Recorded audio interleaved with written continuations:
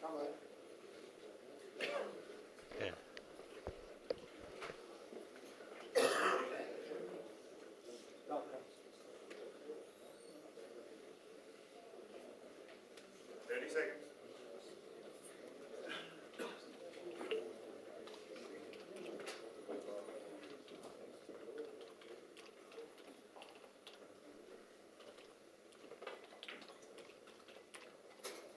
Shut this thing. I like that. I like it.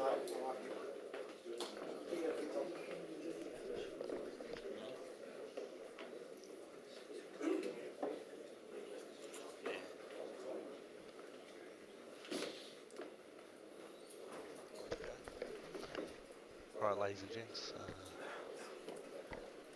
welcome to the CV Club for the Geelong 8 Ball Association Division 1 Grand Final. It's Patrick Hood here. I'm joined in special comments by Chris Marr. Paddy, how you going? Good, thanks. We've had a couple of little technical difficulties with the stream, so we're coming to you after a couple of games. So the first game was Dave Krasik, who plays for the Croatia club. Defeated Lorenzo Ernstine, played excellently. Didn't give Louis much of a stiff at all. So the Croatian club are 1-0 up, but in this game, Joel Younger is playing Colin Colenso, and Joel's currently 1-0 up. So just to explain the format to those watching at home that don't know, we play best of 3, so there's 6 players in each side. Each player from each team will play one other player best of 3, which is your 6 games, and if it is 3-3, then they pick their two best players and they play doubles, or their best doubles team and they play doubles. So Croatian club 1-0 up, so basically in essence we've got a race to 4 best of 3s. So as I say, at the moment Joel's 1-0 up and on the Reds, and Colin had a little bit of a sniff here, Chris, but he just didn't quite finish the out, but Joel's got a fair bit to go to make this one. Yeah, he was a little bit stiff before, Pat, for sure. So it looks like he's going to play a little safety here. I don't think he'd be having a go. I think in the top right-hand corner leaves a white ball. Yep, so he's played that. He's played a nice shot, because obviously the pass now blocked for the corner yellow, and he has to play the yellow near the middle and moves that ball away from the pocket. So interesting to see what he comes up with here. Just had a phone ring in the audience, which is always good. There's always one. Good to get out of the way nice and early. As you can hear by the raucous of the crowd. Paddy really tipping the grand final, mate? Oh, tough one. It's been close all year. Obviously, my side got beat last week. We were 3-0 up, lost 4-3 in doubles to the Croatian club. So, would have liked to have been out there. They played really well to get back last week, and Dave picked up where they left off. Oh, look at this. Collins played a great shot. I was nearly going to call that, but I wasn't sure if it was in off in the middle, but he's played an absolute ripper. Yeah. So we've just had the word just to maybe keep it down, keep the volume down a little bit, because when the room's very quiet, obviously, you can nearly hear a pin drop. So we're not that far away from the table, so we don't want to speak too loud. Massive shot from Cole. Just regains his composure after that big hit. 2 more big hits to get this to 1-1. Paddy and force it to a 3rd frame. Said before to Pat, this is a massive, massive game. You hear that thrown around a fair bit. No, it's pulled up a little bit quicker than what it looked like it was going to, and it's actually perfect. So we'll be going to 1-1, going to the 3rd frame, I believe. The thing about that most people would know, I was just explaining to Chris before, is that Joel, I think, maybe lost 3 games for the year, and one of them out of 21, so 18 and 21 he finished, and one of them was to Cole. They've actually played, I think, maybe 4 times. This might even be the 5th, and I think it's 3-1 to Joel, but obviously Colin's very capable of beating him, as he showed earlier on in the year. So 1-1 there. Great out in the end. It was a lovely first opening shot. So there, the lineups of both sides. Obviously not in playing order, but so just to make you aware of some of the upcoming matchups. Obviously, Dave Krasick and Lorenzo Ernst have already played. Joel Younger and Colin Quinzo are playing now. Next will be Darren Nikolic and Tony Kostov, so that one's right. After that, we have Boris Krasick and Greg Sandiccioni. Fifth is Ian Sanderson and Rick Coleman. And last is Adam Couchman and Bart Salter. So the last two names there, Bert Tehan and Mick Rundle, are both emergencies. So obviously the sides can name an emergency for the night in case, something happens or whatnot. But no, definitely all 6 players for both sides are here. So there won't be any surprises with the late changes. As you said before, Pat, the crowd really starting to build up now. Yeah, getting quite a few in, as you can see, sort of by the overview. Yeah, you'd think used to get between 400 and 500 back in the day, I believe, but obviously not as many anymore. A few of them being able to watch it from their own home, and game on. Shoulder break. Massive break. Nothing looks like it's going in. Maybe the red up the top. Boris was telling me he was having a hit with Joel last night, Chris, and that he actually he reckons he broke and went out 7 games in a row. So 7 games he didn't get a shot, Boris. So he said he's in a little bit of decent form, but definitely the most well-known player around Geelong, I would have thought, Pat. Oh, absolutely, yeah. He's obviously spent his time away in England playing professional snooker, and come back to Geelong, owns a business, obviously Slate Pool Lounge, and still plays a bit of pool. So Collins shows in the Reds here. Seems like a fairly good choice. Very dangerous player, Cole. Cole actually spent a lot of time playing the other 8 ball, the American style 8 ball, and the American 9 ball. So played for China. Spent a lot of time over in the Philippines and China playing that game. So played pool ever since he was a young kid as well, but obviously devoted a lot of time to the other forms of the game. I believe he speaks fluent Mandarin. Yeah, possibly. Went to China and was teaching the Chinese kids English over there. Yep. Very clever man. He's smart. Cole, Don't ask sometimes. him, though. Don't ask him, he'll tell you. He's good fella to boot. Yeah, he's a very good fella. Not sure about where he's left himself here. Yeah, it's a bit of an ordinary result for him. And the bad part for him is that the yellows all of a sudden look like they're pretty nice. So he'd want to do something here, some sort of containing shot, or go out, because I think Joel has a massive chance to go out if he gets a chance. Doesn't. Ooh. Yeah, so it looks like still Cole could be in a bit of trouble. Obviously, A bit to go in this game. Yeah, there is a bit to go, and we don't need to tell you how good Joel is, but I'd back him to make this out most times. There is a lot of pressure, obviously. A lot of people will tell you it's a different kind of pressure, sort of team pressure to individual pressure when you're playing for a team rather than playing just for yourself.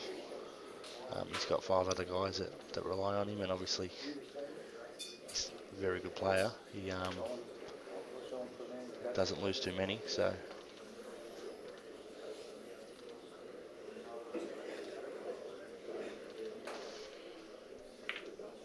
I think the main problem that could come up is that the yellow next to the reds that he's sort of looking at now. I actually think he might have wanted to come back onto that a bit straighter in the middle and play that then, but he just pulled up a little bit short. Sort of got that by his body language after he played that shot. That ball does also go into a couple of other pockets as well, so it's definitely not batting stations by any means.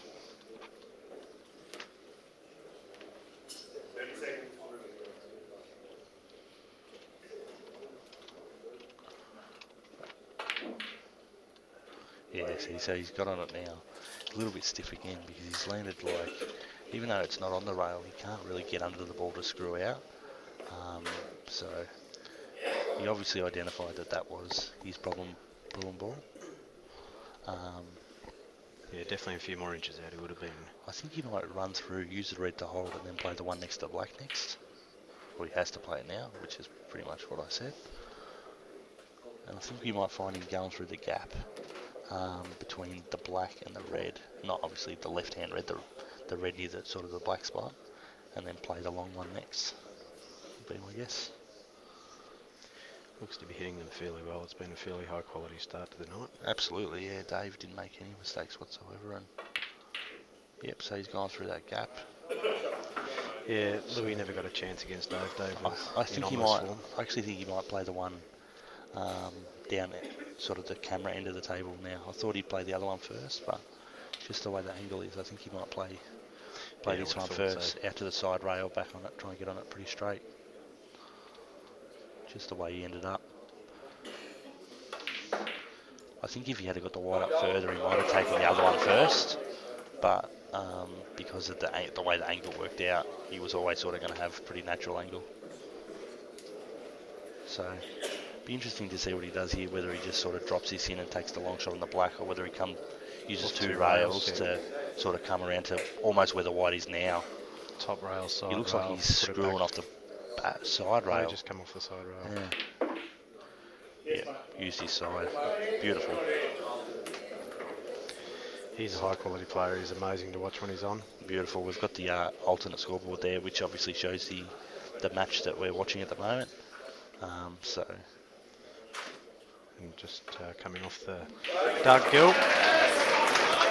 So Joel levels the match up at 1-1. Obviously part of the Western Black, play out of slate. I think that's what the crowd really wanted. Yeah, absolutely. Croatian club go 2 up. It's a bit of a long way back, especially with the talented lineup for the Croatian club to come. Absolutely, yeah. So we're at 1-1 now, and I'll just inform Dan of the next match. So just bear with me a sec.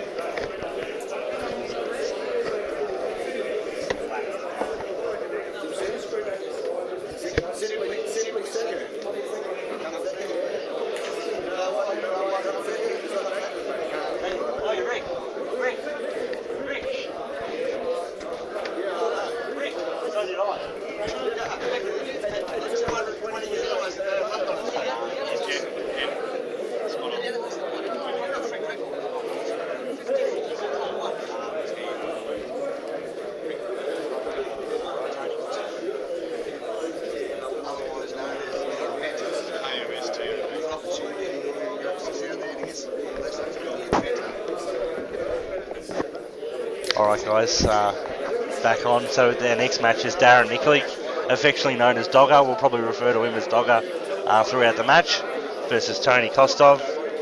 We just made a bit of a joke, the inventor. He likes to think that he invented the game, knows everything about it, so that's where that one come from, but Tony will do.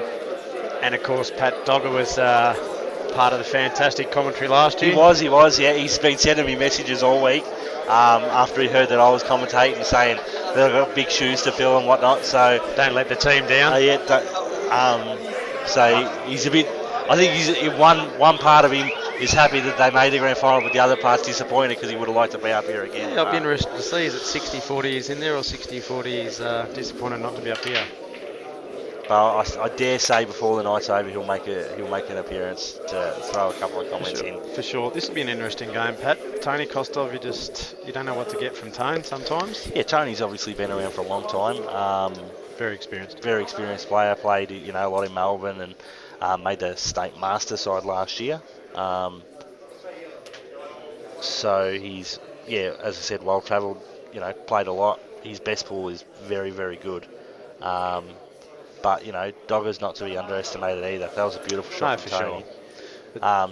Most of the viewers from outside of Geelong wouldn't really know Dogger. He sort of just sticks close to home, plays a bit of local pool, but I can assure you that he's in he's in the top 10 to 15 in the stats every year. So he can play. Very consistent, Paddy. He can play. The thing with Tony, you won't hear a lot of 30-second calls. I'm probably going to get mistaken and hear the 30-second call, but Tone just gets on with the job. Yeah, and there's one just as we speak, but maybe tonight I think being a grand final he might sort of slow down a little bit, but He's played a nice shot there, get his balls out, and obviously covered the pocket. If I was Dog, I'd nearly consider potting this yellow here, trying to screw out, not leave the foul snooker, just because there's a fair bit of work to do. The other thing you could do is maybe just get your 2 reds out.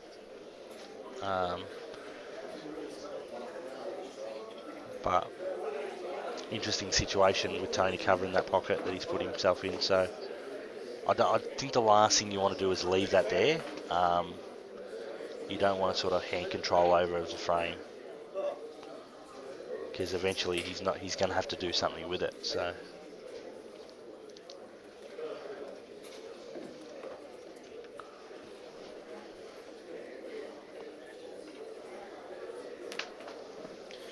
Pat, I didn't actually get an answer from you before who you Who I think thought will was win. going to win, yeah, I try to half avoid it. I'm going to say the Western. I'm going to say the Western Black. I think they were the best side. They've been the best side all year.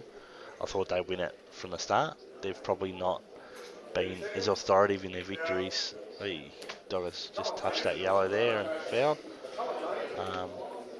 Oh, that's the great Colin Hood, of course, more commonly known as your dad. Yes, I know the man well. And he didn't really give me a definitive answer either. There you so go. maybe it's the Hood Runs side in the of family, things. but no, I'm gonna say Western Black, even though I could easily be wrong.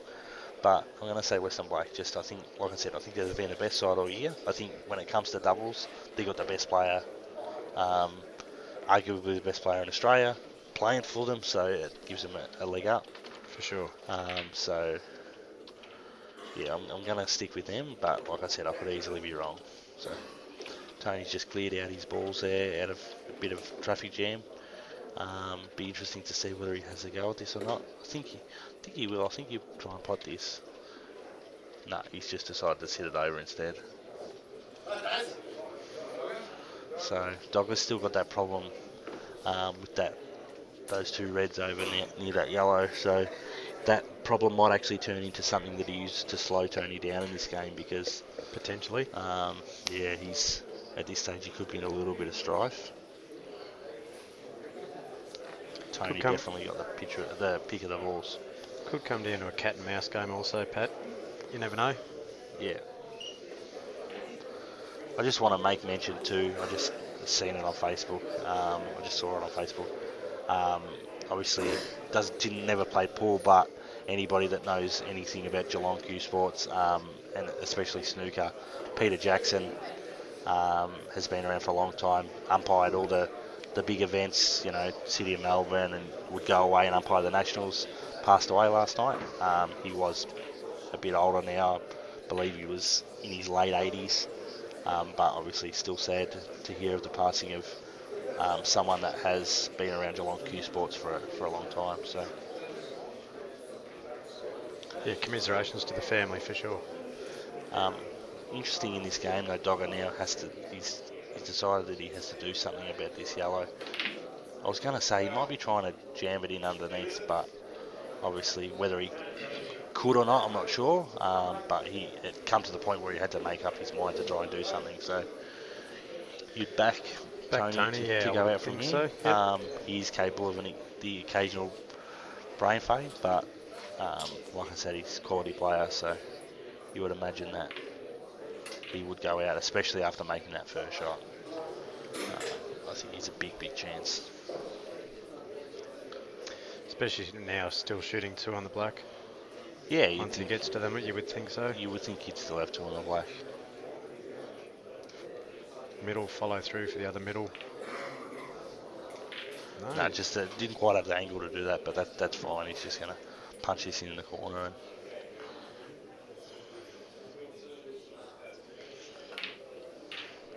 I was going to try and give you some of my intimate knowledge of Tony's game. I've played a lot with Tony, but I'm not going to be able to on this frame because he's got 2 shots. He'll have 2 shots on the black. But if he gets the opportunity with 1 shot in the next couple of games, I'd love to have a bet that he would hit the black much harder than necessary, because he does it all the time. He won't here. He won't here because he's got 2 shots, absolutely. Didn't need it. Good out there from Tony. Absolutely. There's a room shot, so we're starting to get full up there. It's about 4 or 5 deep on that side.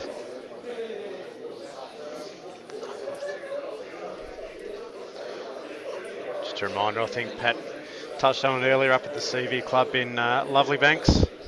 Yeah, absolutely. Looking right over the city of Greater Geelong now. Also, anyone around 8:15 if there's no cloud cover. Apparently there's supposed to be a lunar eclipse. Yeah, red moon, apparently. Red moon yeah. tonight, so We'll have a great view from, not so much from the commentary box, but from up here hopefully on there's no werewolves outside. More importantly, probably inside, Pat.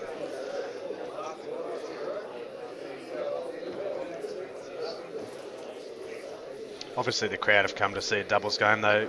Probably the two best sides, as you hit on earlier, Pat. West and Black may go in slight favourites.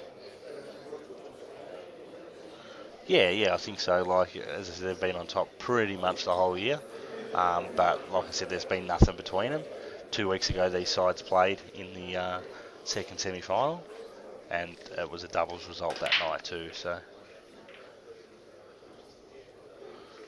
That'll be an open table. yeah, so Tony's obviously had the choice of the balls, the two frames, which definitely does help.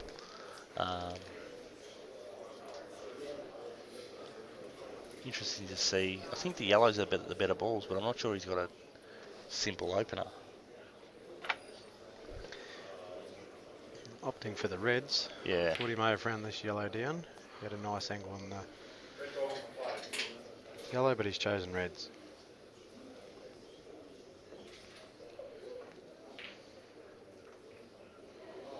Lovely hit. Yeah, it was a good shot, wasn't it? Position wasn't the greatest. Maybe the red slides past the yellow.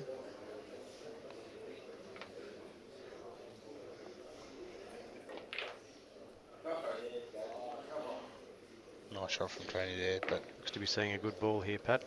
absolutely, yeah. The only thing is, this is like, I think he might cover this pocket, Chris. Yeah. And the thing is, with Tony, you don't want to overcommit and maybe play an out that he isn't going to make and then be behind in the frame. So Yeah, you've got the red ball in close to the black and the yellow there. Would have been his major problem. if I was Dogger, I think I'd the two yellows that are close together, I think I might just nudge one towards the rail, leave him on the red over the pocket. Doesn't leave him with any other shot on. Exactly like that. So, good shot from Dogger there. I don't think there's a gap in between the two yellows to hit that red. So Tony just pots his yellow here, gives him two, which is also a good shot. Tony really in control at the moment with that red over the pocket, but Dogger have to do something to change that, obviously.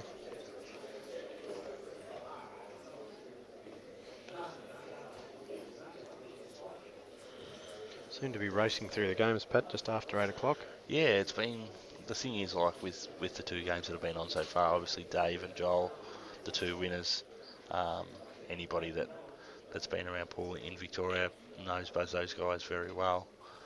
Two quality players, made a few good outs and yeah, they don't muck around, Dogger looks like he might be having a little bit of a dip here. I think he'd be cutting this one in the middle, sort of getting a little bit of a kiss and seeing what happens, but I don't like the fact that the yellow seems to be pushing towards the red over the pocket if he hits it too hard. So he's decided to avoid the kiss altogether. Tough shot into the middle.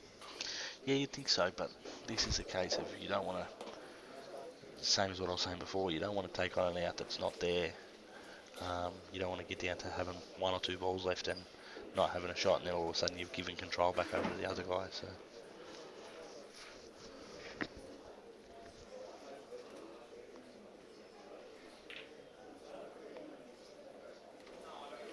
So he's played a Good hit. pretty nice shot there, but he has played a nice shot there because Tony can't hit the ball on the side rail. I wouldn't be surprised if he just dribbled up on it and give him another two shots.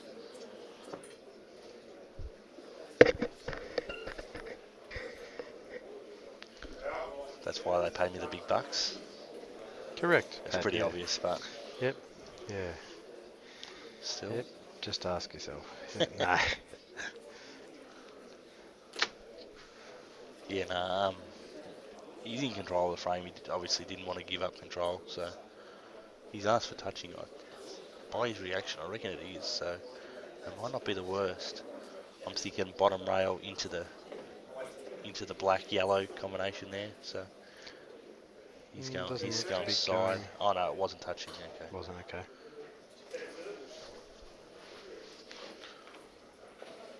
Just a reminder to the listening audience after this match, there'll be a short break. Delay. So if anyone wants to slip out and get a warm cocoa or a Pims and lemonade, Beverage. they're most welcome to do that.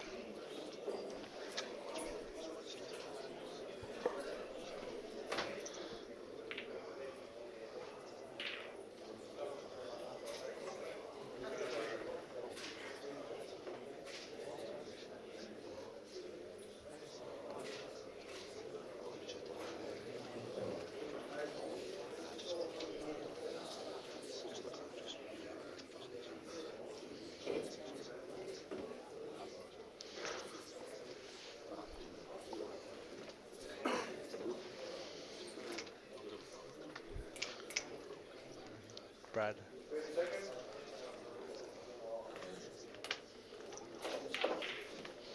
I thought he might have a go at the kiss there. It's a great shot from Dogger there. He's opened his ball up there. Mid-Feb. Mid-Feb. I'll look it on here. Dogger's played a ripper of a shot there, Chris. I think now what he's got to do is get on, pot this ball over the pocket. I'd say get on the one in the middle. You wanted to sort of be straight if you could. I don't think he is, but Slight angle. If you were straight, you could stun that ball and be in the gap. Now I think he's got to sort of screw back to the gap, so it might be a little bit difficult. But Does he attempt to work off the side rail, Pat? I don't think so, because he looks like he's going into that red. But then maybe, just maybe, he might stay to the side rail and cut on the yellow. I think he's looking at screwing back to the gap, though. It looks You wouldn't be just by his fancying body him. language. You wouldn't be fancying him not to go for the out because Tony is hitting a pretty good ball at the moment.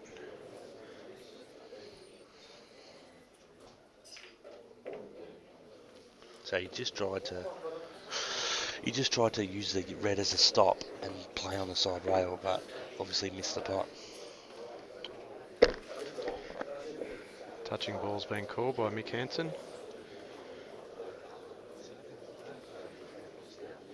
Mick Hansen, the umpire. Tony Fratoli's the other one.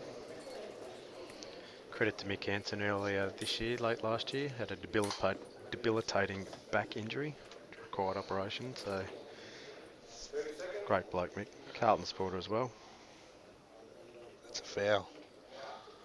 So that'll open up That's the a foul horrible, snooker. horrible mistake there from Terrible from Tony. Tony. So that's what I was sort of talking about before with the brain fades. He didn't have to do anything fancy there whatsoever except hit a cushion, and he didn't. So Dogger's obviously asked for a foul snooker. Just being called, so this will be fairly standard. So you'd think corner, then the middle. You want to be sort of straight on the ball in the middle, just screw back a little bit for the For black in sure. the corner. Yep. He'll just give himself the best position on the yellow in the middle and leave himself Perfect. perfectly played. So this game's going to the third frame as well. So, like I said, a lot of people know Tony. Not too many would know Dogger, but Dogger can certainly play. Yeah, as you said, he's an experienced pool player now. Been around the game for a long time. Ooh, Oh, yeah. It's okay. it'll be a small nick, but wouldn't have wanted to hit it with Dan any more pace. nearly give him the broadcaster's curse. Then he went to put the one up before he potted it, and So one frame all, one match all. couldn't get any more even, could it, Chris? Starting to pan out the way many hoped it would. And I think a lot thought it would too. I think most people, if you asked them who would win, they were going to be, pretty tight. Wouldn't be able to pick one. My old man did reference in his speech on last Wednesday when we got beat, that every game, he felt like every game of the final series was going to be 50-50, including third versus fourth versus second, all that sort of stuff. So it turns out the first and the second guy, the guys that had the double chance, are the guys that made it through to the final. So, but yeah, we were tight last week. And Once again, Tone doesn't mess around, straight into it. Red Bull potted in the centre. very nice break. Yellow ball's nominated, which was probably the call. He'll be Yeah, probably looking is. at an out here, I would have thought. That one next to red is maybe a slight concern, but he might even play it now.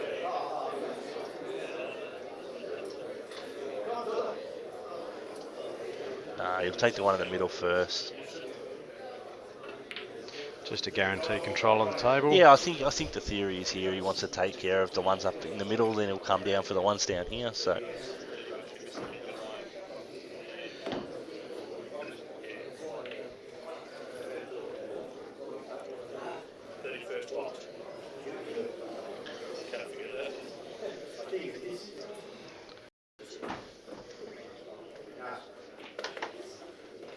Might just take this time to obviously remind the viewers of the Geelong Open 2015. Unfortunately, this year the Slate Open was cancelled.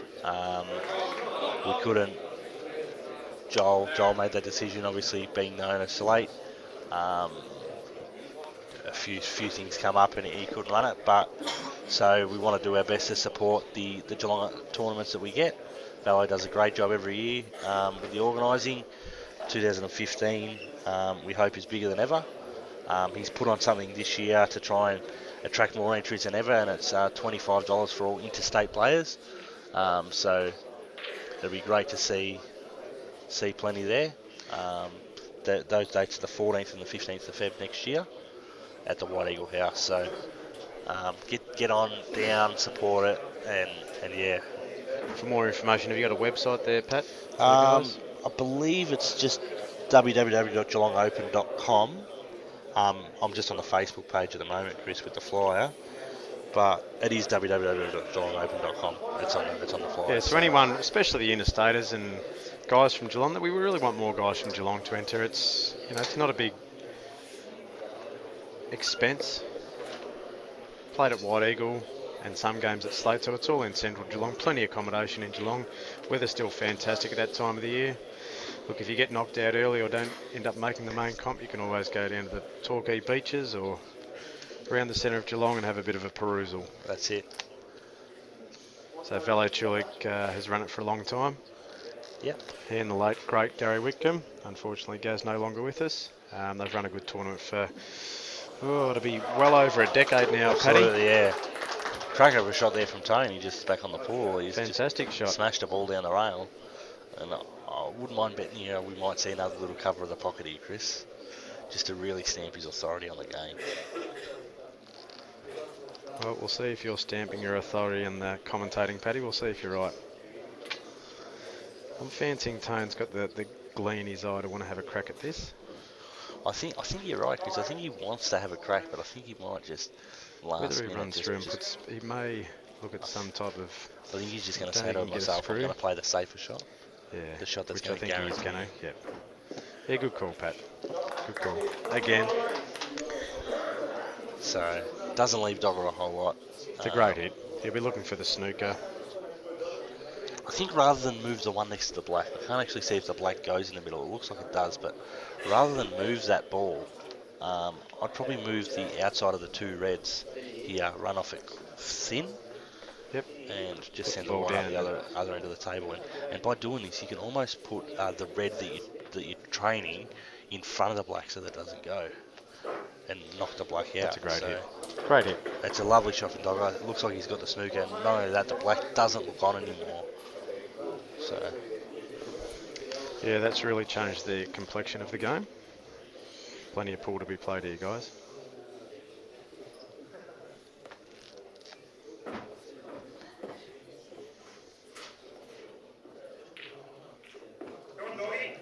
So obviously could fit through the gap there.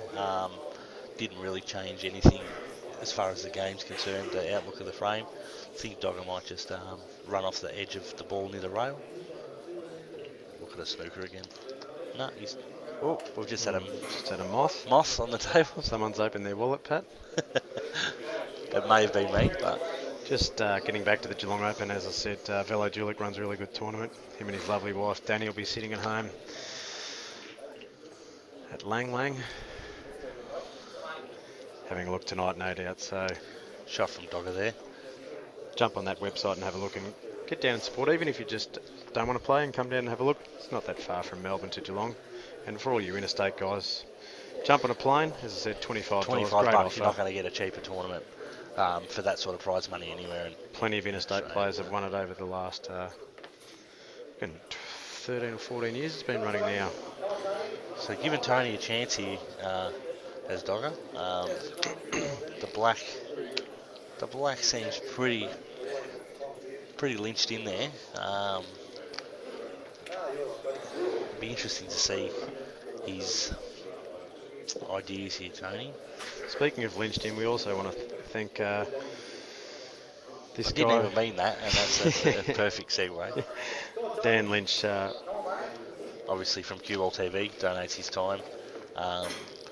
sets up a fantastic thing. As I said, we Yeah. had a few technical issues, but Dan was Out of his working his control. fingers and the mouse and computers and everything well out of my league, and he's got us up and running. So Obviously Dan off to the Nationals in a couple of weeks. Darwin, good luck to all the players there.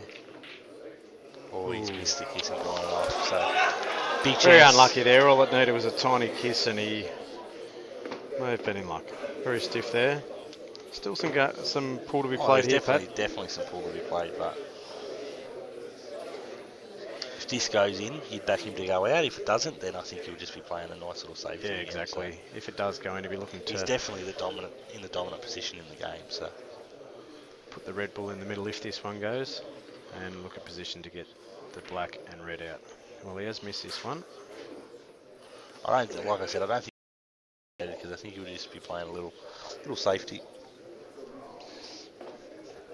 Does he look at the snooker here, Pat, at all, do you think? Oh, absolutely. Yeah, you definitely be playing the snooker. Whether he maybe pots the ball closest to this pocket, Yep. close to the camera first, and then plays the snooker. But I tend to think he'll probably just run off that ball near the middle pocket and play the little obvious snooker straight away. So.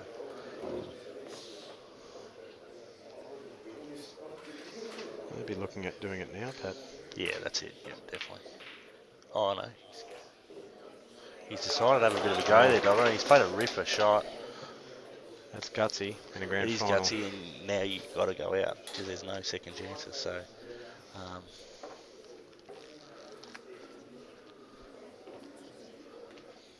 thinking this ball first.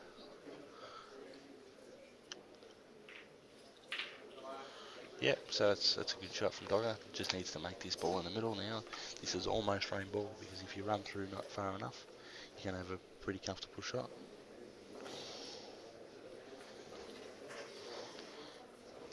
Don't know if he'd be 100% happy with where he's finished, but it'll depend on the positioning with the white.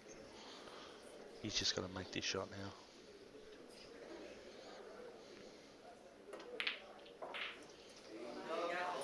It's a lovely shot from Dogger there. Lovely shot. So, same thing, just making the pot now, running through nicely. It's worked out well, just Yep. checking that everything's on. He's hoping this to be the last two shots of his pool year.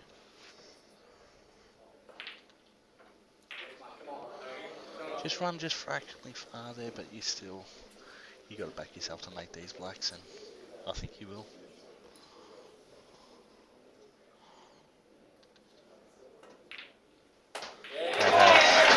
Never in doubt. Never in doubt. So, And we're going- Darren Dogger Nikolic gives the Western Black a 2-1 lead over the Croatian club. There'll be a small break now. We'll go and regain our composure. That's it. Might get a drink or three. Or two. So we'll be back shortly. in 5.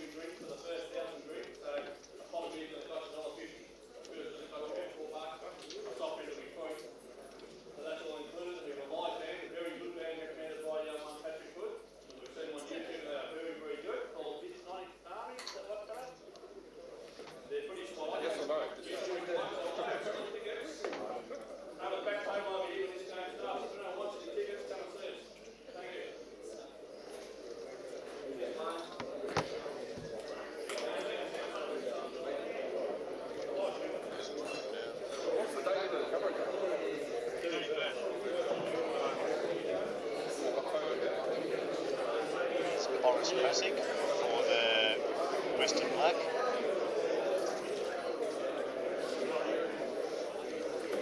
Against Greg Santuccioni for the Western Black for the Croatian club. Greg Sanders.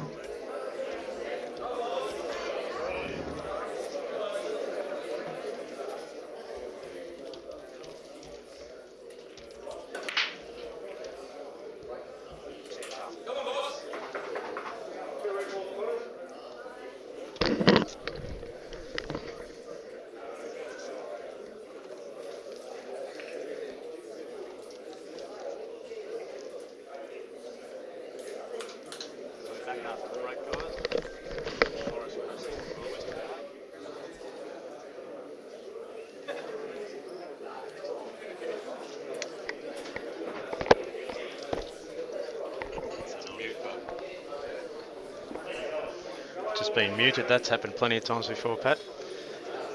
As I was saying, we're back now after the break. Boris Krasic now playing for the Western Black.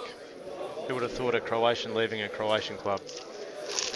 And Greg Santuccioni playing for the Croatian club. Boris will go in heavy favourite here, but you just never know. Yeah, that's it. It's not Greg's first time under the big pressure, so obviously with experience, you deal with the pressure better. I played Greg last week. He played pretty well, so I think, yeah, he's not without his chance in this game. But if you had to have a bet, you'd probably be backing Boris for sure. Great shot. Cracker of a shot from Boris there. Probably better not going in, to be honest. Greg's informed me that he wants his tyres pumped up tonight. Yeah, not a problem there. If we don't, he might come up later and do it himself. But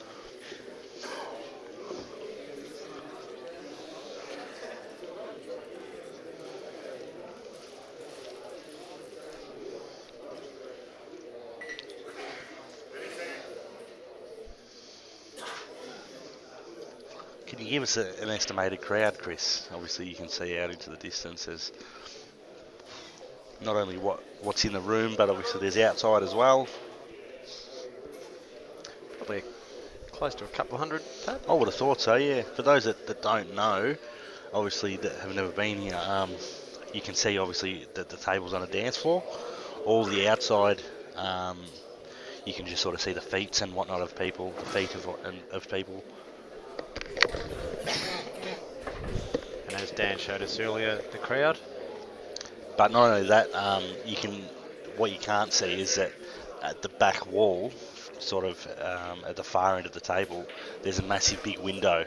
There are massive big windows that you can see the table through. So there's plenty of people outside smoking and watching through the window. So For sure. Not what Boris wanted there, the cannon with the ball following in. So 2 yellows in, but leaving himself snookered. Still got that moth issue. I wouldn't have thought it'd be Boris opening his wallet, so I'm not sure where that moth's come from. That is going to provide some grief, I would think. I'm not sure Boris has ever opened his wallet, just quietly, but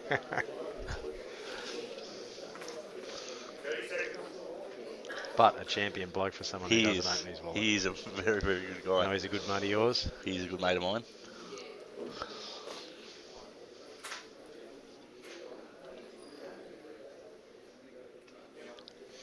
Nice little just deft flick on the yellow there. So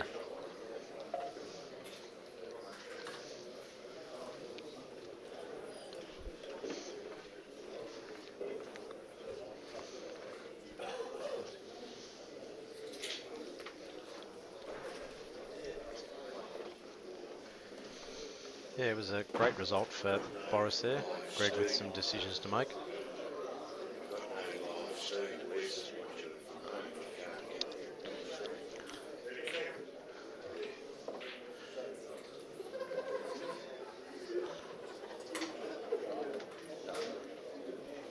live streams down.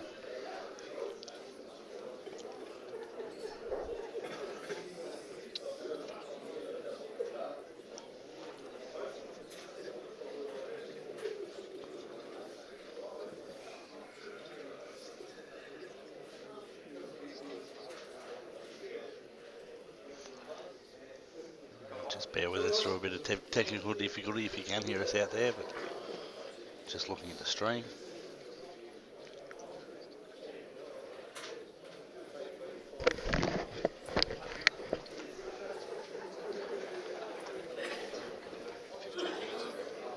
Yeah.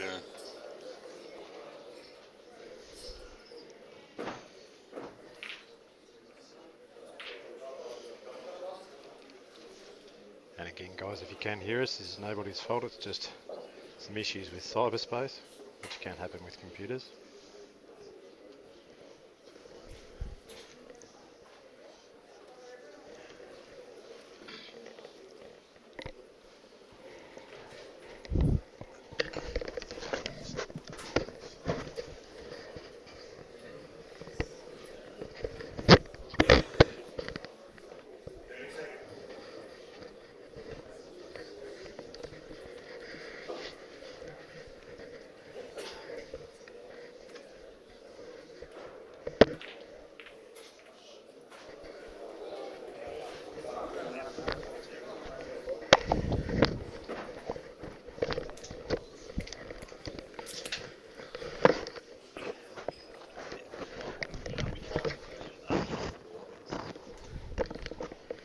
We're going to soldier on and commentate anyway. Obviously it is recorded, so even if you can't hear us now, you'll be able to watch it at a later stage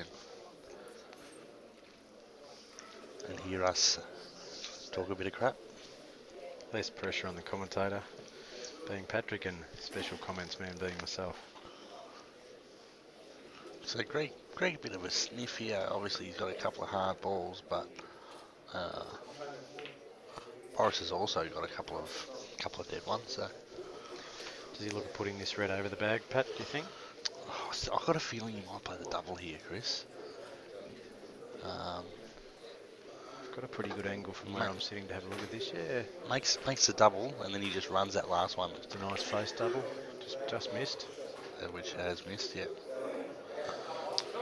Even though that was obviously a great result if it had gone in. Look where the white is. I think the right shot was the one that you said. I think maybe running that one over, because if you get it over the pocket, you're really taking a dominant position on the game. So Yeah, Boris still with some work to do for sure. You can see his mind ticking over. yeah, there's no real gimme shot here. I think if he can get in the position where he can run that one down over the pocket and not leave Greg a shot, which I think he might do now.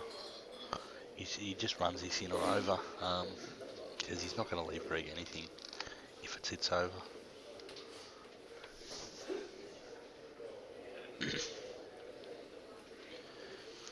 Be interesting to see whether he feels like he's got to have a go at this, or whether he just dribbles it down over the pocket. If it does sit over, I think we'll see Greg playing the train, trying to get some sort of cover on the black. But Yeah, Boris may just want to come out a little bit off the cushion to rule out the train. so he's made the pot. I'm still not 100% sure whether that's better or worse, but because I think you're right, Chris. I think the white's pretty good where it is now to limit the train because of the in-off. Correct, yeah.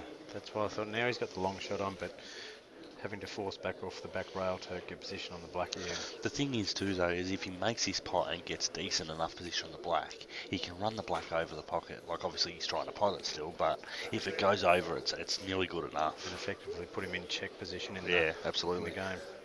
But I think he'll back himself, make the pot, run top of the white ball, run out. Yeah.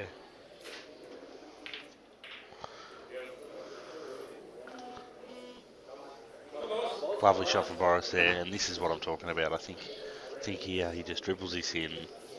If it goes over, Greg's got to play a nice double to win the game. Yeah, definitely, for sure. But I've got a feeling he'll pot this ball.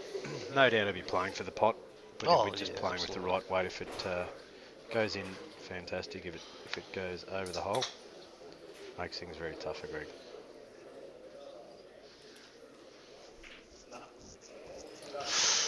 He's got the worst possible result there. Yeah, Boris not happy with that at all. Yeah, and neither he should be, because he's left a massive big gap for the. Just seemed the play. weight he seemed to hit that with. I'm not sure whether it was him that said nah straight away, or whether it was someone in the crowd, but it was clearly the speed that he hit it wasn't conducive to cover the pocket. So The red does slide past the black, but how much it hits the black is the... yeah, I don't think he wanted to be this angle, but I really don't think it matters, Chris. I think even half a good shot here, and I think he pots the red inside the black, and the black just nudges out. So.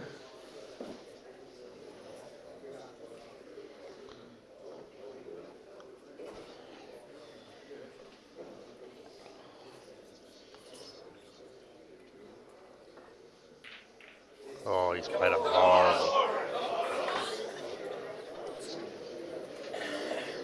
Wowee. Just a case of the pressure getting the better of him. Obviously, the match is at a critical stage. Feel for the guy, obviously. A lot of people watching, and pretty crucial shot. Just in golfing parlance, he seemed to really lift his head there, Pat. Oh, just before the absolutely. shot. Definitely lifted his head. And let's be honest, it missed by a long way. So,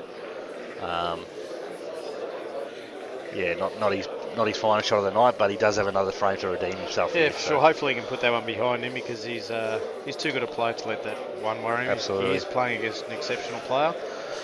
And But I'd love to see Greg get a frame here and push it into a third, and almost say that if Greg was to pinch this match and take it to 2-all, we could be in for an epic. Like I called earlier, we've had Dogger just slither in behind us just to suss out the commentary booth. Obviously had a win tonight. What he doesn't know is that we're not actually live to any people at home at the moment. Oh, really? We're just commentating Lost for a bit the of streaming, recording. but it is recording. So what I'll do is I'll hand over my headpiece and put two professional commentators on. Oh, jeez, where are they?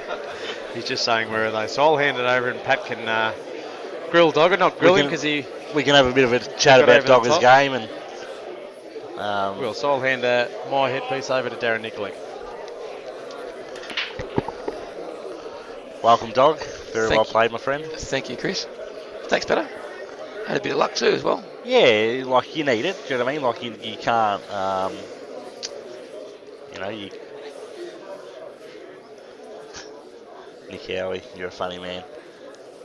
Yeah, you need a bit of luck here and there, but obviously you got to take advantage of it too. And I was impressed. You took probably a pretty hard out on and made the out. Like, Yeah, it's a bit risky. A few of the boys said I should have played a snooker there straight away, but I thought I had another tracker to play a snooker against, so I thought, well, I had the chance to kiss him out. I did, and yeah, I felt a lot better in that third frame. A bit nervous at the start, of course, but yep, a bit scratchy in the first one, but he put it well in the first game too. So. he did. Yeah, he did. Yeah, I think like at least the first two frames. I'm not so sure about the third, but definitely the first two, and I think it was the third as well.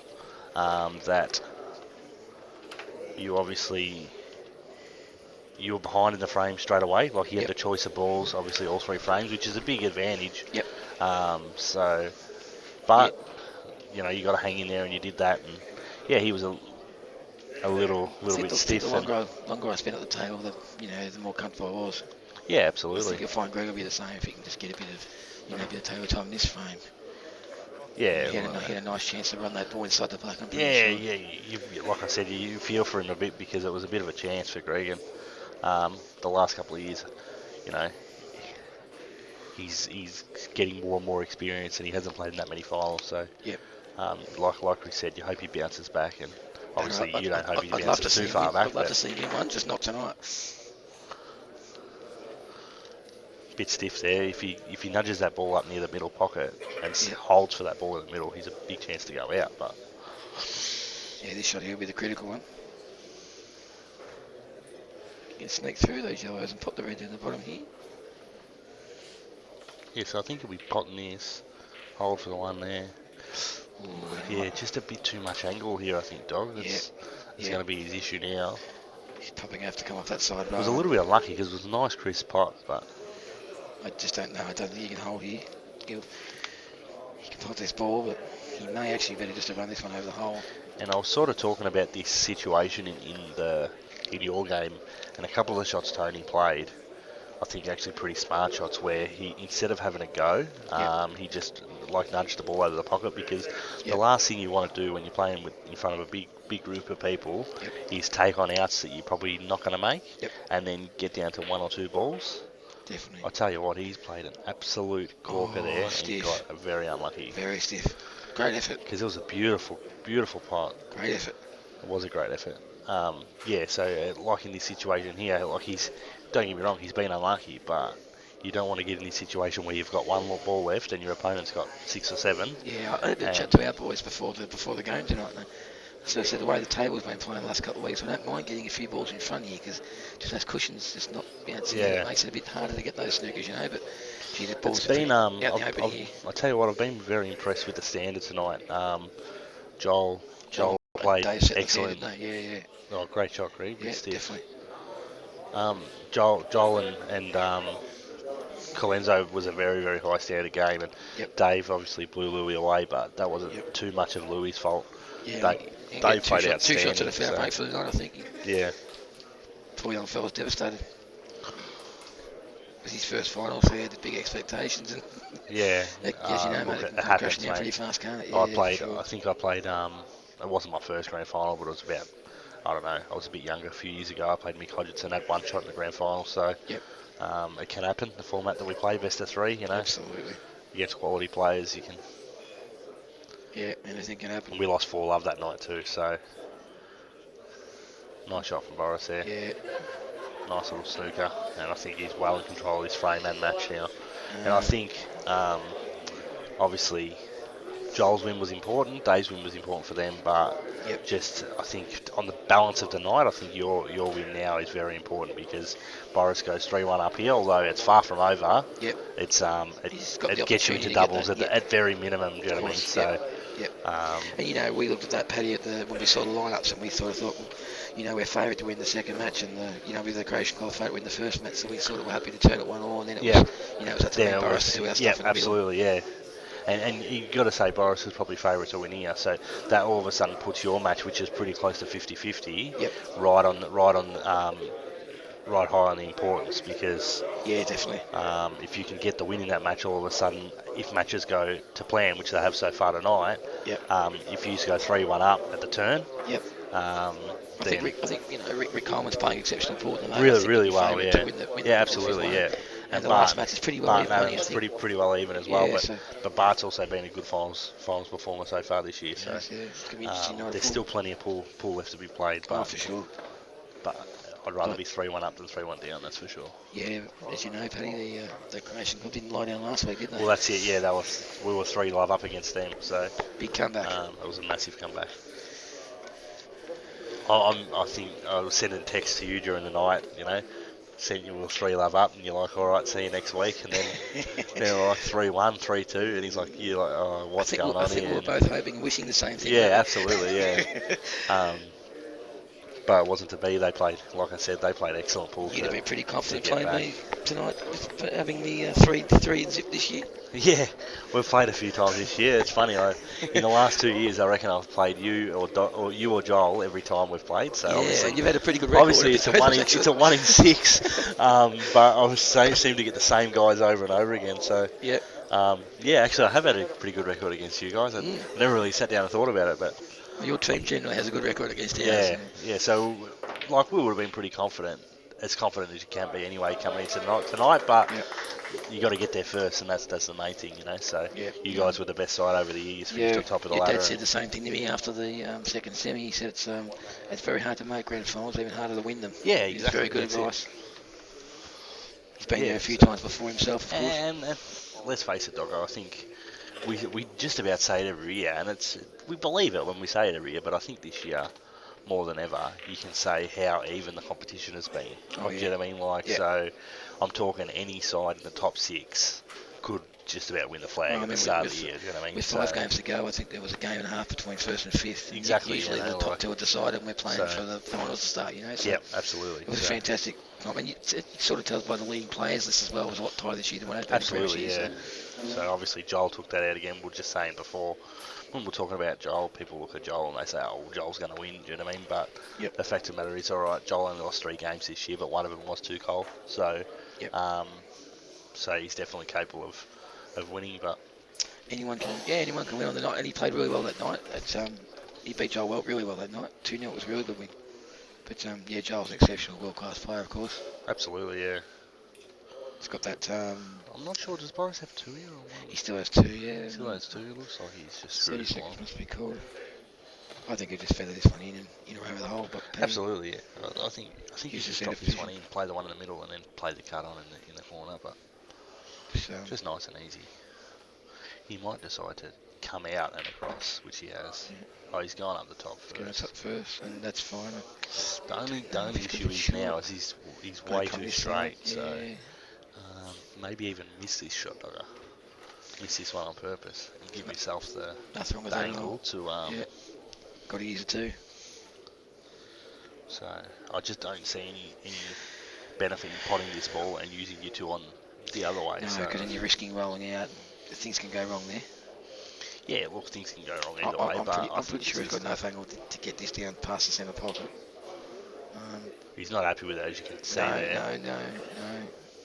And I noticed with Boris, the tighter the game gets, the longer he takes to play every shot. He has a real big think about it. Obviously, we were talking about before the fact that we're pretty close, me and Boris. We play in a side in Melbourne together. Is he okay there, Paddy? It looks okay, as long as he's on that ball in the middle, which he may not be, but...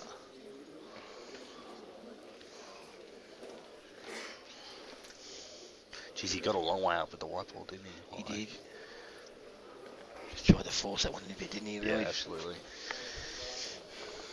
Yeah, and I'll play a fair bit with Boris. Like I said, I played with him on Monday night in Melbourne. I think if you asked him, his form wouldn't be quite as good, but come towards the end of the year, he started putting a little bit more time. He's really started to hit his straps. I said to a couple of boys there, he's a real good finals player. Yeah, absolutely. Obviously a boom recruit for us in the off-season. He's done that well. So it's a good recovery there from Boris. Obviously made a big difference that ball was on in the middle, because if it didn't, if it wasn't, he was in a bit of trouble. But Yeah. I think we can see the Western Black going to a 3-1 lead. So, He'd been stiff there, Greg, wasn't he? Very unlucky. But yeah, in that going out, yeah. So, but that's where we talk about you got to take your chances, because absolutely. in that first frame he should have been 1-0 up, Yep.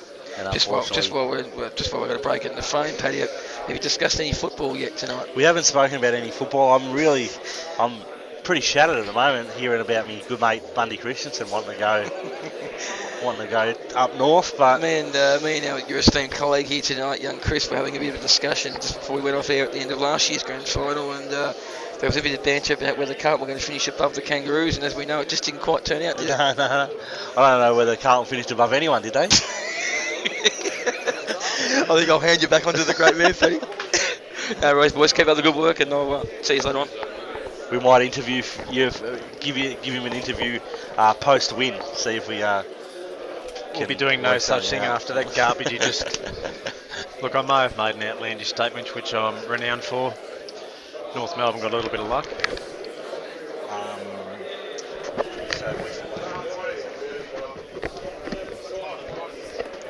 So the Western Black have taken a really commanding 3-1 lead here. Rick Coleman in outstanding form. Yeah, played excellent last week. Played my old man, and then played excellent in doubles as well. So he's it's a fair call there, Chris. He's in good form for an old fella. He'd say that himself. So Having said that, Ian's one of the more experienced players around Geelong. Absolutely, been yeah. for probably close to 3 or 4 decades, I would have thought, Pat. yeah, I think so for sure. Life member of the association, obviously been around for a long time, and yeah, it'd be an interesting match. And a state doubles champion, I believe, with your father. He was a state doubles champion. Yeah.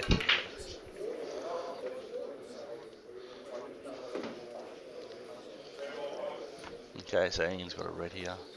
The white's still spinning, just stopped. You won't see Ian falter under pressure here. As I said, a very experienced campaigner. The thing is with Ian is that he twitches a little bit, so you might think, oh, he's at the pressure, but the fact of the matter, he twitches like that all the time. Yeah. So he's a bit like the old man, as he's getting older, a bit twitchy, but the ball's still going in the hole. So That's what it's about. Enjoying retired life now, Sando. he is, yeah. Finished after 77 long years of retired. bow and water. Not 77 years, but significant amount of time. So Oh, I think it was nearly 77 years. playing a lot of golf, he told me.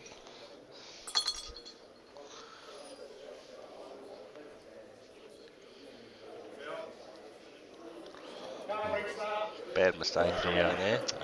Shirt foul. Nobody wants to do that, but part of the game. Got to make sure that you're tucked away there. That hurts because he was looking in pretty good position there.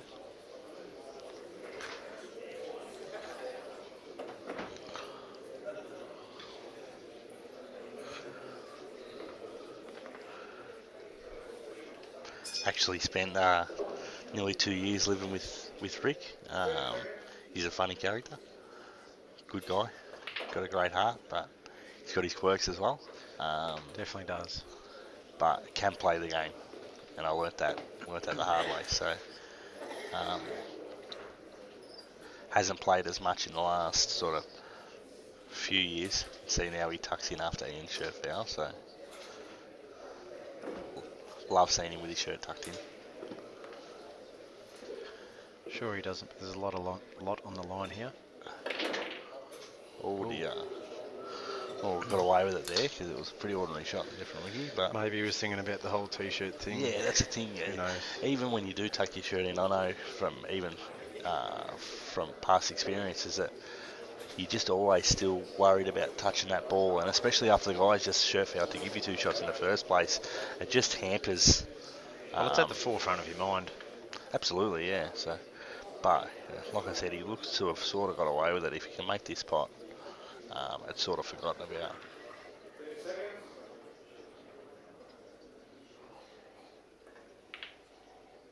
Lovely shot from Rick there. Beautiful shot. Worked out perfectly. Yeah, it did, and that's the thing too, Chris, is that he did, even though he clearly didn't want to be that close to the pocket, it was perfect the angle if he makes that pot to run down and kiss that ball over the pocket. So, and I really do think he'll be going out from here now. I think I'd be taking the one over the pocket first. So. Yeah, just it's not doing anything up there. Give himself a little bit better position on the Yeah, remaining absolutely. yellows.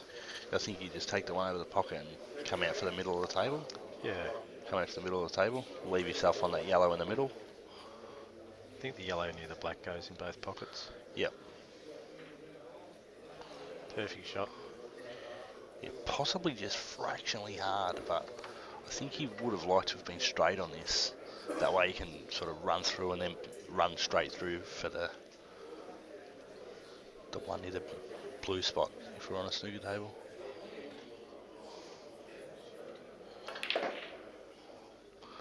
Yeah, so he's done fine out of that by just hitting that ball a little bit harder, but we might even see him come and drift through the gap. It just depends how much angle. I can see from the table now it's not quite as much angle as what it looks on the monitor. He'll just nip screw this for the yellow in the corner.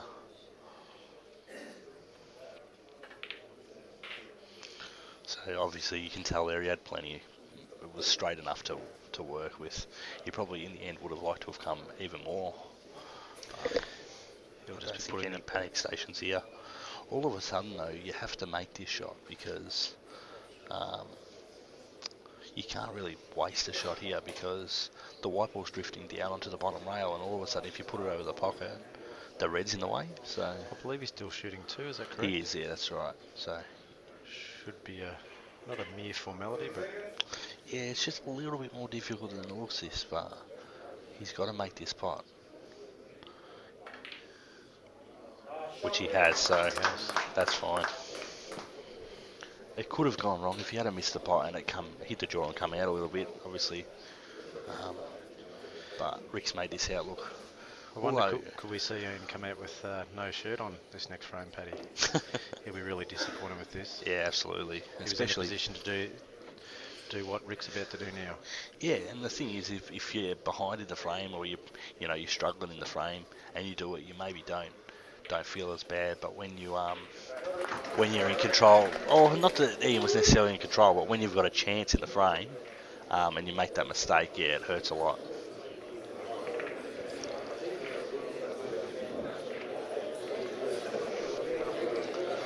So Rick obviously there for the Croatian club, one step closer to bringing it to 3-2, and then we'll come down to the last singles game of the night. Flying through the games, 9 o'clock only, it's 3-1. It's been good quality pool, lots of outs. Who are you backing in the last frame? Last the last match, if it gets there, I think it will, because I think Rick will win this game. Or Bart and Adam. I'm gonna say Bart. I reckon he'll go to doubles. There you go. Well, that'd be a fitting result for the crowd that definitely hasn't decreased, potentially has increased. So anyone listening to this on CueballTV that wants to come up, that live around Geelong, by all means duck up to Lovely Banks, the CV club, and watch some great pool. Bluestone Bridge Road, mate. It is. Rick to break.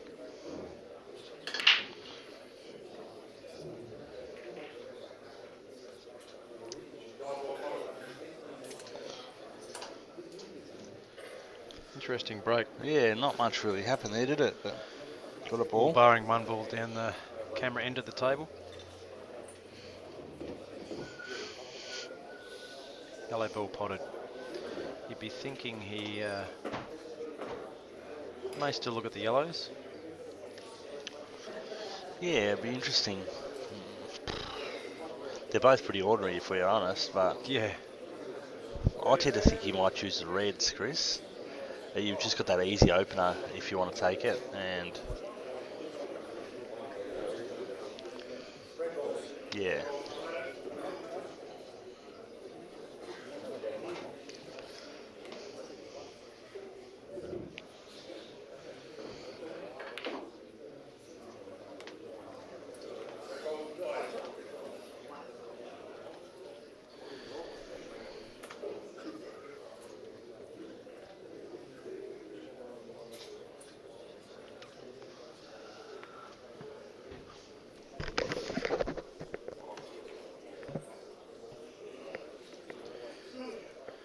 Can he craft an out here, Patrick? That's the question. Would be a massive out. Yeah, obviously pretty difficult, Chris. But he won't die wondering, that's for sure. One thing I've noticed about Rick, now that he's playing a little bit less, he's got a little bit more of a carefree attitude, and just opens the shoulders up a little bit more. So definitely having a bit of a crack here. I was hanging a bit of shit on him today about blocking pockets. So he said he hasn't blocked one yet in the final series, so he don't think he'll start tonight. Start planning on it tonight.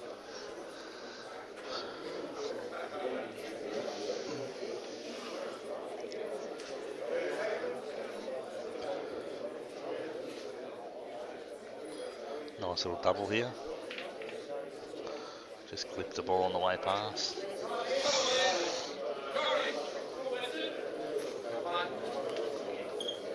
Yeah, not really what Rick wanted there. He's opened up Ian's balls a little bit and even sort of half killed one of his. So definitely not what he was going for, but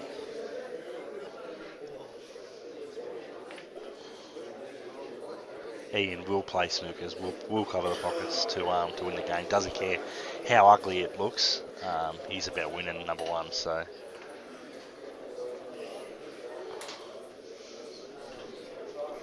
Proven performer though, Pat. absolutely, yeah. He beat me in. I'm not sure whether it was the grand final or in a finals game a couple of years ago. So yeah, no, I've got a lot of respect for the way he plays. He's a good player for sure.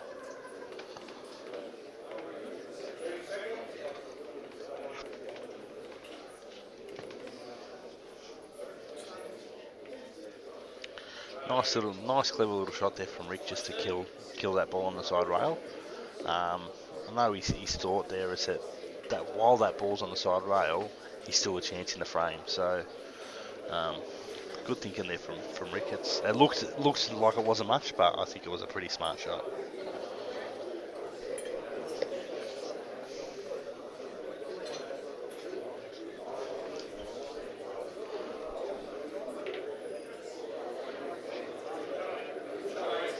It's a cracker of a shot there from Ian too.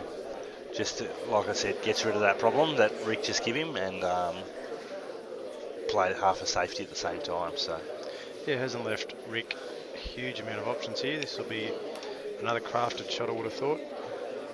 No visible pot. I'm even thinking he might do something with the black here, Chris. Play the red onto the black and try and kill the black. I've got a feeling, because I don't think unless he's maybe looking at the double, the long cross table double, yeah. Which he may be, in or over. I think that's what he's looking at, but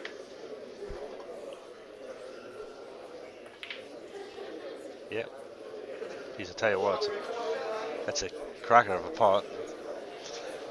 And even though he looks pretty disappointed with it, I'm not so sure that's such a bad thing. If he can hit the red closest to the left-hand side and get it in or over, he's all of a sudden well and truly back in the frame. That's the one he seems to be looking at. I'm not sure if he's got the angle on it though. Oh yeah, you can definitely hit the one in the. Oh yeah. We have got the best seat in the house, but sometimes we have to refer to the actual table.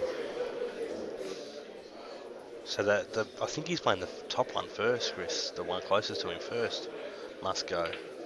Oh no, he's played it off that ball. Shot from Rick. It's a little bit unlucky that he's left a gap underneath, but it doesn't give Ian a real easy shot first up. So.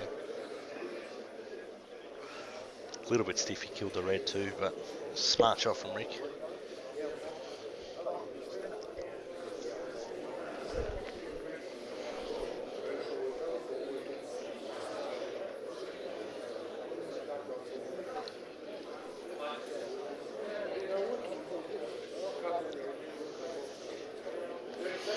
For those that don't know, the grand final parties are pretty famous around the Geelong pool.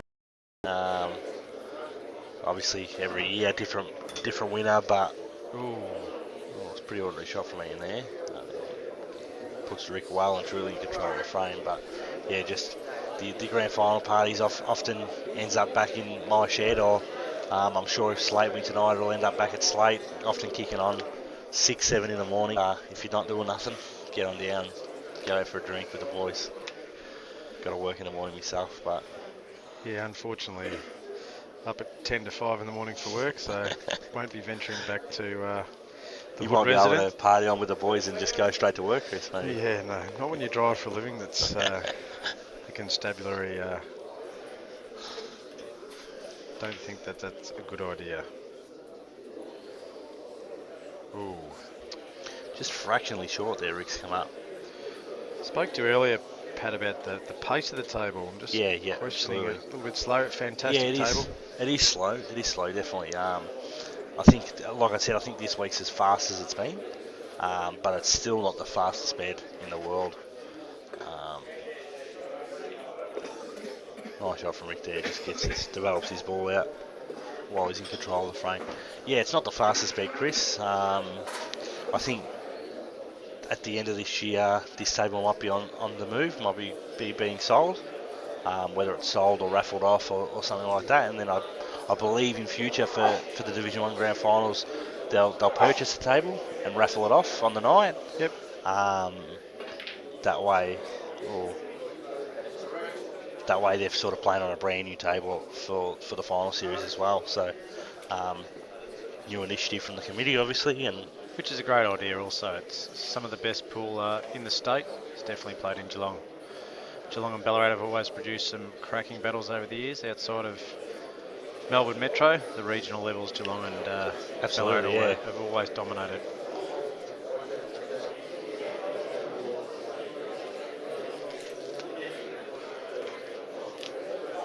It's pretty handy when you got a player like Joel be away for a few years, come back and just step up and For sure. and dominate the game. You know what I mean? So.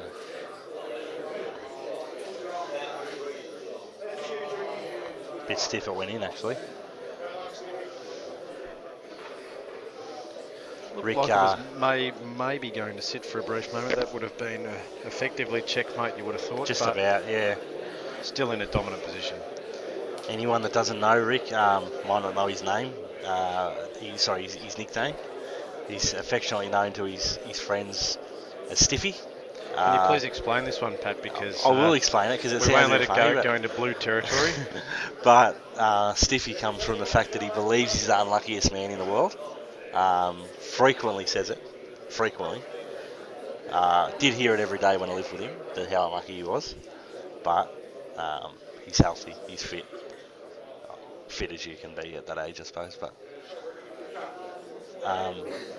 yeah, so he's not quite as unlucky as he thinks he is. But I did live with him for a couple of years, and he, even though he may not be the unluckiest man on the planet, he does have some pretty bad luck. So he, Well, I'm glad we've cleared that up. yeah, absolutely, yeah. So Ian's sort of saying here to Rick, you have your shot.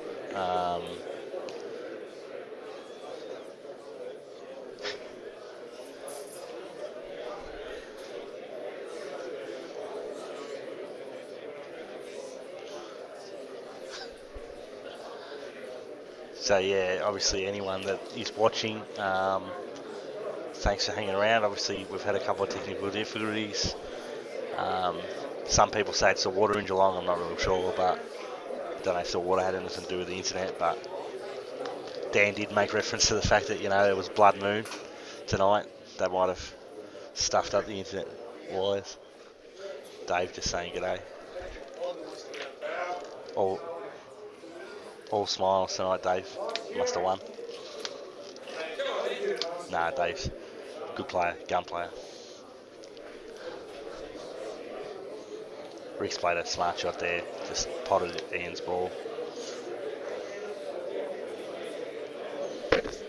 Ian's really got to do something here to get back in the frame. It's easier said than done because so this is a pretty smart ploy by Ian, I think, to try and cover up the black.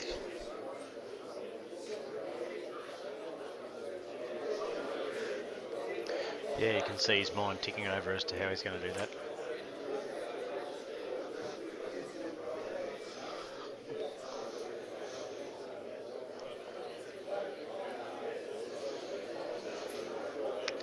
Just having a look at the actual table itself, just see, what position that red is in over the pocket up there. It's sort of, if you can get the white on the top rail, you can definitely put the red. But other than that, I don't think you want to be playing it from anywhere else. So it's sort of just a waiting game here.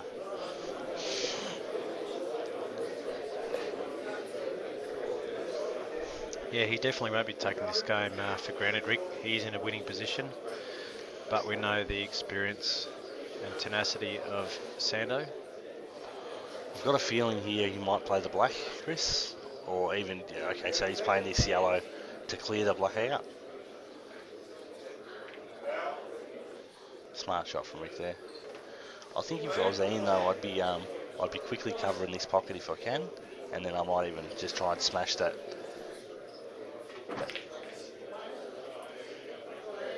Yeah, I think I'd be taking the risk here, Chris, and I'd be coming up the bum of the yellow closest to the red, Yep. and getting it out.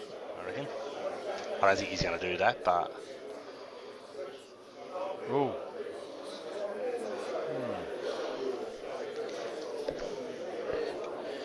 The initial pace on the table. I just thought to get back in the frame, Ian could take the risk to get that ball out now while Rick's other red doesn't go clearly anywhere. I think now you'll definitely see Rick just move this red out, try and get it somewhere near a pocket. Yeah. The initial pace of the table seems okay, but it seems to slow up nearing the pockets. I think it just slows up in general, Chris. I think at first, the first few movements of the table obviously look normal, and then it just pulls up. It does it quite regularly.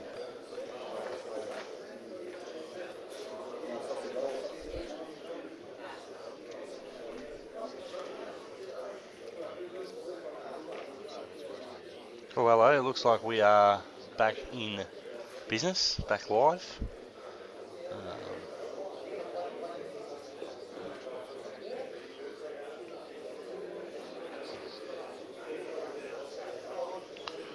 So anyone out there that can hear, thanks for sticking with us.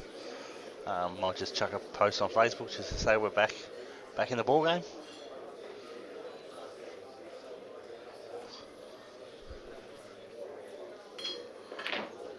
Oh,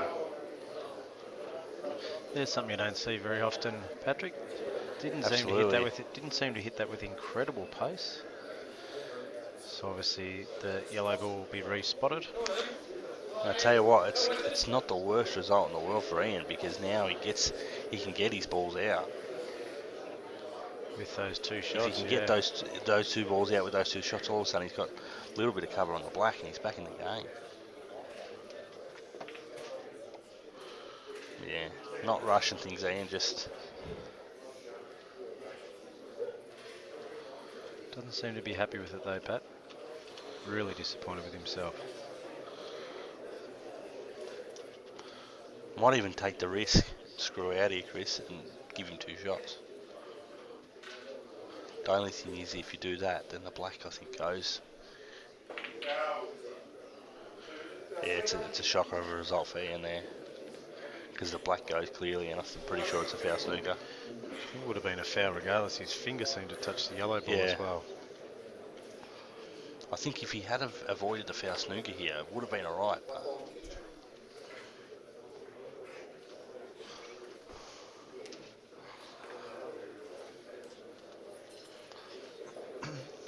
So I think Rick just leaves himself the pot in the middle and drifts down for the black in the pocket in the corner, the left-hand corner.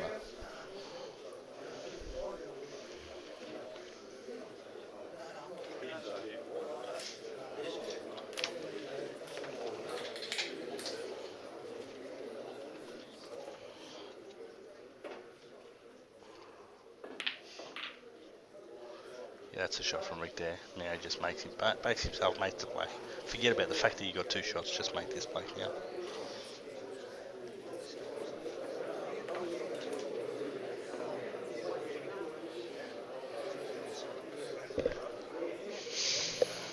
You'd think he'd be making this in one.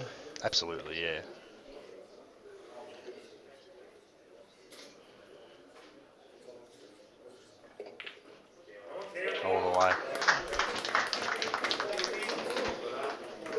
couple of errors there from Ian. He'd be the Yeah, t-shirt foul in the first game and then the foul late in the second to frame. leave the foul snooker.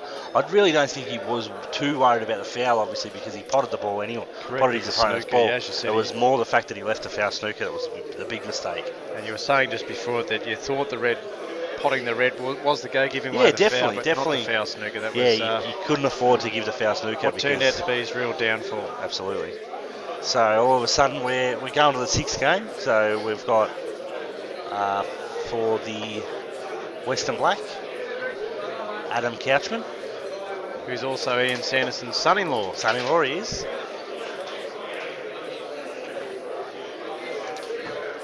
And coming up for the Croatian club is Bart Salter. That's correct. Really improved over the last couple of years, Patrick. Well, I think with Bart played for a long time, gave the game away, then sort of come back just part-time, and then sort of wasn't playing. And then the last few years has really put himself out there, practiced a lot, played against some good players, and he's playing some really good pool at the moment, Chris. Certainly is, yeah. Can you hear the crowd seem to have lifted a little bit? Some teammates. Top left-hand side of his screen there, you can see the sponsors flicking through. So obviously sponsors of John April Association, so we thank those guys for their support. Difficult to run a competition, especially a small pool. Not that it's a small pool association, one of the biggest outside of Melbourne, probably the biggest outside of Melbourne, but you still need sponsors to help financially. I actually think we're one of in numbers in Australia, Chris. I wouldn't have thought there's too many. Obviously, Melbourne are all split into their different areas of Melbourne. Yep. We've actually got 8 divisions, over 400 members. So there's it's a very, very big association. So it takes a lot of organising. For sure. Adam Couchman to break. Couple of balls in off. No, just the one. Again, the ball slowing up. Pretty nice break there. I think he'll definitely be taking the reds. Definitely. He'll have to pot one to be on him, obviously, but I think he should be able to do that, no worries. We've just had Ben Tolnay arrive in the room, and the first thing he said was get rid of Chris Marr. So rates himself as a commentator, young Ben. So yeah, Ben rates himself as a lot of things, including a chef. I saw him today outside the wonderful Sir Charles Darling. Lovely meal there. I had dinner there last night, in fact. Yeah, wouldn't have been cooked by Ben Tolnay, I wouldn't have thought. Oh, hello, Ben. How are you? Many meals tonight at the Sir Charles Darling, mate? 150. Not bad for a Wednesday night. So I would have thought that'd probably be about 70, but 150 sounds much better.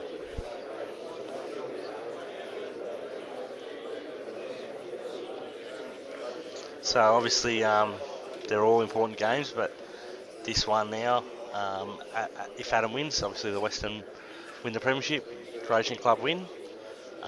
So Bart wins, it goes to doubles, and it'll be obviously they'll pick their best doubles combination.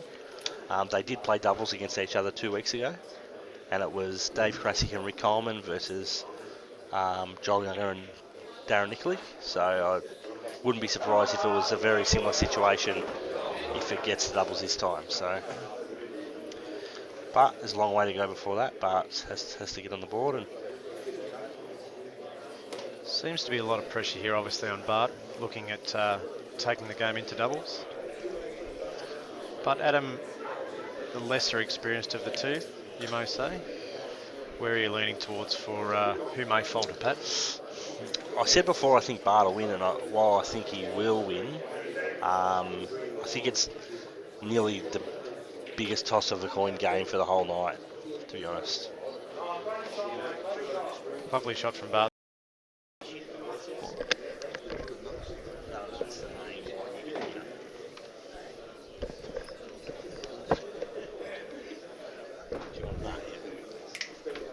Alright guys, I'm going to take a 5-minute break. I'm going to chuck Benny Tolnay in the main chair, and he'll join you for the remainder of this frame, and I might see if I can make my way back in doubles if it gets to that.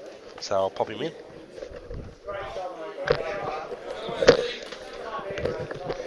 Hello Ben, welcome mate, how you going? Very good, thank you. Good evening to all out in video land or internet land, whatever you want to call it. We have had a few streaming issues tonight, but again, cyberspace can do these things. Yeah, it's But we're back on live streaming now, and hopefully there's plenty of people out there having a look at the wonderful match tonight. excellent. Just moving Chris's stubby out of the way of the screen. Don't want to hamper my view of the game. Just looking after the sponsors. think, Cascade Light, responsibly. Was that a... Did he give 2 shots to Adam? Yeah, it was an intentional foul. Yeah.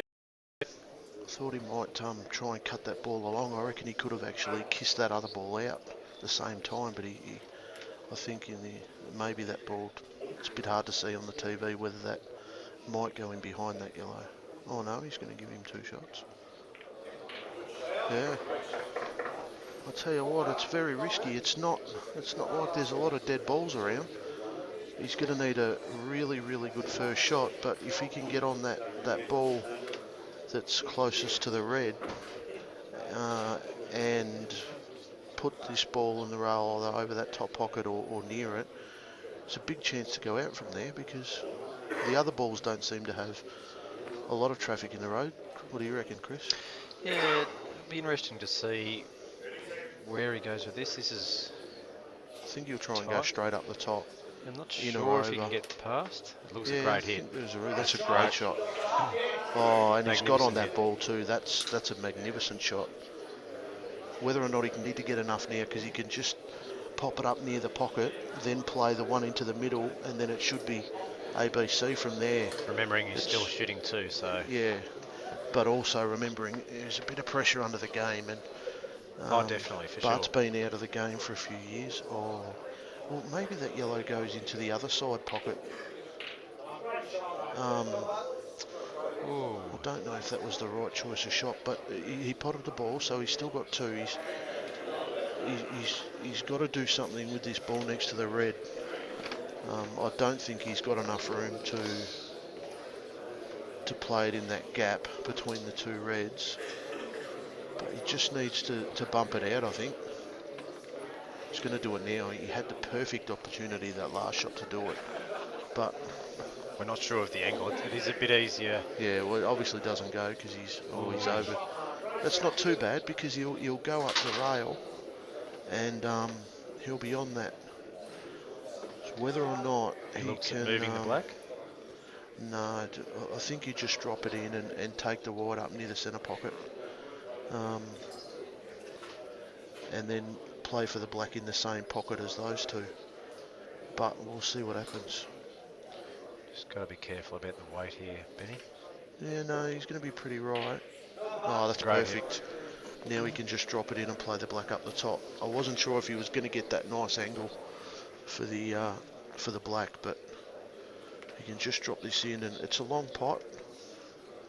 He has been a bit nervy on blacks earlier in the finals campaign, but he's been playing pretty well. He's just let himself down a couple of times, just in tough situations. Normally relatively easy shots, but and I know what Bart's like. He won't like missing this one. No, you'd fancy him. He played a cracker of a black. I'm not sure if it was last week or the week before. I think it was last week because I worked again last week as I did tonight. It's a relatively straight shot, but like you say, under the pressure, 3-2 down, you know if you miss it, you're in trouble. He's missed that. Easy. Yeah, he has too. But there's a lot of work. There's that red up near the black. I think he'll look for a snooker straight up. Yeah, you'd be looking at that for sure. I mean, the gap underneath that black doesn't look big enough to be able to pot the red, but it's very deceiving on TV, as Dan would know, sitting next to me. Very deceiving, isn't it? I can only see it on TV. Oh, you... Dan's just having a bit of joke. He reckons he can only see it on the TV, but which is don't a worry fair about call. Dan. He knows where to put them. So the big key is that ball up near the black. You're looking whether to play it now or... Gee, risk, eh? The only problem with the snooker there, Chris, is it's very easy to go underneath it. Yeah. You've got to try and get it. You've got your bottom red on the rail. You've got to get it underneath the red next to it because... Which is what it... Oh, he's... No, he's not. Well, I don't think this snooker's good enough because I reckon he might have played that all right. That last little kick off the second red. But it may have wouldn't been hoping to surprise bring me. Like I said, it's hard to see on the TV, but I mean, if he just misses that red, I think he's going to get the black. Whether he's got enough of the black to get it into the Red's bag. a long way out from the cushion, which means you've got a lot of angle to work with. You've just got to play it nice and easy. Just if it doesn't go in, it sits. Yeah, I thought that. Yeah, great shot from Bart. That's why I didn't like that snooker, Chris, because you always left that option of going off the rail. He needed to knock his dead ball off the cushion, snooker behind the other one. That way he would have had to go the other way, would have made it 10 times harder. But, so 1-0 to Bart. But Bart's in the box seat here. This definitely. Match looks to be heading towards doubles. But which is what the crowd want. I'm sure what Ben Tolnay would like just to definitely. I've just turned up from work, done 150 meals, and come out to watch a bit of pool. So it's it'd be nice to go to extra doubles, and just for the venue too. There's probably comments from the audience. Joel Kingshot. Joel Kingshot. Mate of mine. Having a few. Joel's just turned up. Yeah, I'm going to ask him about the horse he told me to back last time. I might ask him how that He's went. been here for hours. He didn't seem to approach me. Normally the people approach me, Joel. Yeah. No, you probably got, what do you reckon, 120 people here tonight? Well, Patrick and I were discussing it earlier. We thought it might have been in the high 100s, perhaps 200, but yeah, it's a very. Remember, there's probably about 70 people outside smoking, so yeah, it's hard to gauge. You've got between 100 and 200 people, so I'm pretty sure most of them, except for the Western Black supporters, most of them would be wanting to for this to go to doubles. Yeah, and of course, sure. also I play for the Western as well, but you know, we are just missed out in the finals. A club inside of we got knocked out the first week. Yeah. We are a club inside an association, so I mean, really, I'm barracking for both of them. Probably my allegiance should say I'm barracking for Western Black, but since I play for Western Grey, but I've got great mates in both sides, so you know I'll be happy for whoever wins, and it's one of the great things about who loses. The GEBA, the Geelong 8 Ball Association. So many mates. Yeah. You play against your mates regularly, week in, week out. That's what it's about. We turn it. He's just stunned that. He's obviously trying to get on that ball down the bottom near the rail, and he's just hit it a bit low, and gone in off. Ricky Coleman coming over and having a chat. Tubby dooby doo. Tubby dooby doo, he reckons. Adding some comments. It's a running joke for about the last 10 years or so. Well done to Rick tonight. Rick played some great pool. Yeah, definitely. I just got to see the end of it, but just not sure how that yellow popped I know out. how. We'll get I know some Ian comments plays all right, later so, from you, mate. It Rick was would have had to unbelievable. have You didn't seem to hit it played at a cracking pace. I seen one shot, and that was he punched the ball into the middle. It was the only shot I saw Rick play, but it was a pretty convincing shot at the time, even though he had two. But so yeah, I tried to put him off by walking in the door at the time he was hitting it, Chris, but we'll leave that one for later. Yeah, of course. Back to the game anyway. So Adam's still Two shooting shits, two. two shots, not Two two shots. shits. Sorry for the PG viewers out there. Just got R-rated for a minute. Sorry. Two shots still. Adam, he's got sort of Not the greatest one position. trouble ball. No, it wasn't. He might have to try and knock it out now. If he can knock that out now, the rest are the red up the tops on the rail, just off the rail. So, I mean, it's not a gimme, but it's definitely potable. So if he just bumps this out now, beautiful, I think. That was all right. Worked out okay. That black will sneak down to the right-hand corner pocket. Camera end. The black will go in. Black goes in every pocket bar the top left, so there's no problems with that. So the one he really wants to be on nice is that the red up on the right-hand rail. Yeah. That seems to be his only problem ball. But like if he can get straight on the red in the centre, this one here, or a little bit of angle. Oh no, he play it now. The only problem is after he plays that red down the rail, he's going to have to be on another ball, obviously. So he's either going to have to. He's only got one shot left, so don't know. He's going to have to try and pot this and screw back to try and get the other one. Tough hit. Tough shot, yeah. No, he's missed that by quite a bit too. Just he had the right idea, but I think the execution was lacking a bit. Again, just a slight lift of the head. Yeah. It's, with any finals or pressure game, For sure. Shots like that, you have to be spot on. There's just no room for error, and unfortunately, if you don't cue it well, you're gonna leave yourself vulnerable. So, which is what he's done now. But a good chance to pot out now if he just runs his wrist down in between his yellows. No, he's going to cut it in the middle, I think.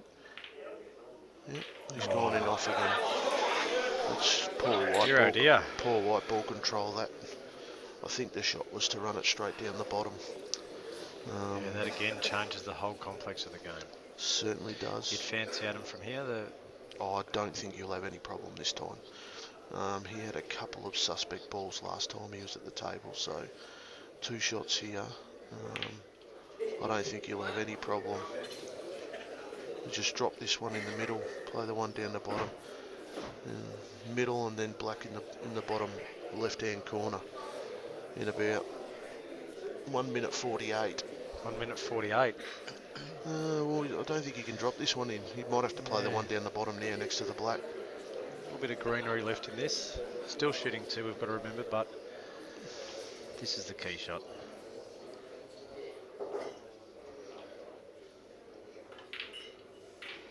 That's a nice shot. That's a beautiful shot. Good position with the white ball. It's been lacking a little bit in this frame from both compatriots. Yeah, I don't think Adam's gone too bad. I think he's really played the one bad shot up the rail, but other than that, he's been pretty switched on. The 2 in-offs from Bart definitely hasn't helped in this frame.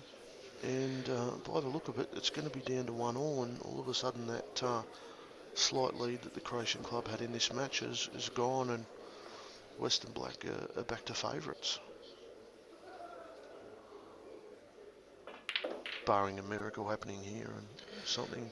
Yeah. Although I've had a black 10 times easier than this in a final of the Western singles comp last year against Ben Hood, and just had to drop the black in, and I got a kick. Yes. And anything can happen. It can, so but it hasn't here. Back to 1-1 like we thought. So it's all down to this frame to see if the Western Black take out this year's 2014 GEBA Division 1 Championship, or whether Bart Solder can get the win, the frame, and take it to doubles. Sorry, I was just talking to someone in the crowd there, Stevie Whelan, old Wheels. Stevie Leland, sorry. Cleland, yes. Yeah. to wanted mention to know this. if he could know if he could come up on the stage and do some commentary. But For those of you who don't know, Steve Cleveland plays Division 1 pool in a wheelchair. yeah, and he's very good too. He's a very good player and a very, very good bloke to boot. Yep, doesn't mind the old smart ass comment either. Exactly, for sure. So Adam to break here. Interesting stage. Got Big a break. nice spread. I don't think anything's Just going to go. unlucky there. Ooh, this could be a Nice spread, but there's a few stoppers there. So there is. I don't can't see an think- out from Bart here. No, there's a bit of work. Different story if you had Joel at the table. Maybe, yeah. How did he play tonight, Joel? Oh, yeah, excellent. Excellent, Ben. Yeah. He's. I didn't think there was anything, but it was just one of those things. Oh, he's nearly got an absolute beauty result there, and he's nearly kissed his dead ball out. A little bit unlucky. Thinking he's going to put this down Put now. this over the pocket. I know playing on this table 3 weeks ago, not easy to cover either. Like, he's finished up okay on that. He's gonna have one thing he's not worrying about now, which he's gonna have to worry about very shortly. Is he can't just keep potting balls, because sooner or later he's going to run out of balls, and if he hasn't got any left, Adam's going to put the squeeze on him. What do you reckon, Chris? Just looking at that yellow, to the angle, I don't think it. He might be able to run down and cover the pocket. I think that'd be his best result. Yeah, well, it's the only problem with going this deep into a frame. He hasn't done. In hindsight, I don't think, as stupid as it might sound, Chris, missing that ball might have saved him. Because you know yourself what it's like. You pot to a certain extent.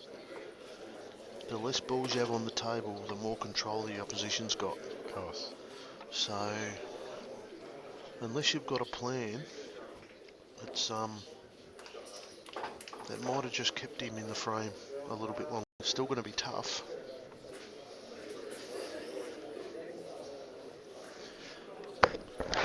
I think he can slide past this red and pop this yellow down.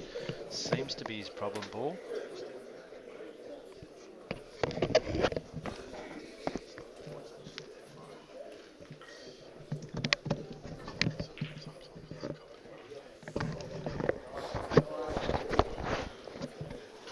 Oh, yeah.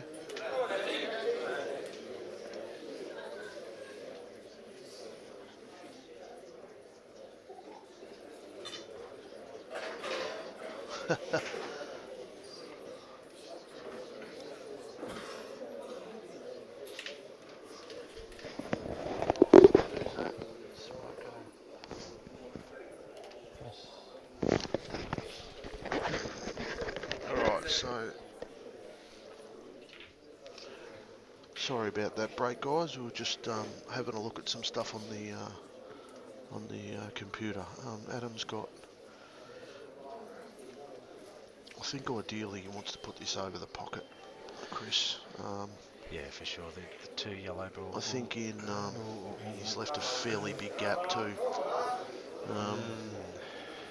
Bart's still got that ball over the other side, but he'll either get behind it now, or he'll get depending on whether he wants to pot this, he might even kiss the other yellow out. He's tried. Well, I'll tell you what, he's left himself great angle to get it to cut this in and get back over the other side for that other ball. Might even be a little bit too fine, but if we can get this over the pocket, I think we'll have a new favourite. He's gone the double. Very risky shot at this stage. I'm not sure where he was going to go if that went in. No, well, he still the had other the cut down the rail. I thought the cut was the shot, because if it didn't go in, you're a big chance to cover those two reds, or at least one of them. You know, it doesn't have to be right over the pocket, but even if it sits on that bottom rail, he's got to play another shot. So that was a very loose shot. Call the winner, Ben. Sorry? Call the winner in this match from here, or in this frame. Sorry. I think Adam will win this at the moment. Well, but you know, it's still he can get this ball. He can't put anything on the white bar at the top. Does he look at the double back into the middle? Well, he's going for that first. Shit. Well, he's got the triple. Well, I'll put the Moz straight on Adam. Wow, I'm not sure if the triple Perfect on. for a little kiss out. Dan's just told me. We may Dan ask knows Bart, his angles, we so may ask I'll Bart later if the triple was on. Maybe he was playing. He did play it with pace. You never know. Triples do seem to come off, especially when I'm playing at the table. Going for the double, of course, Ben. They always say if you miss a double, you got to miss it skinny. Well, Wowee. that was just a rush of blood. Dear, dear. That I can't see him winning the frame now.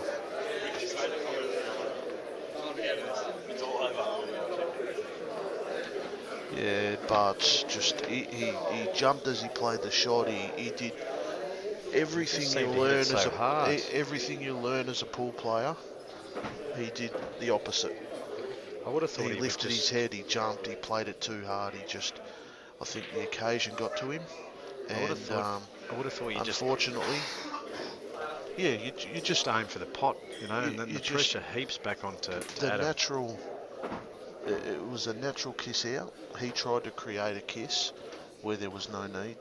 So you pot the ball, you play it hard enough so it hits the black, and black goes about a foot, you know.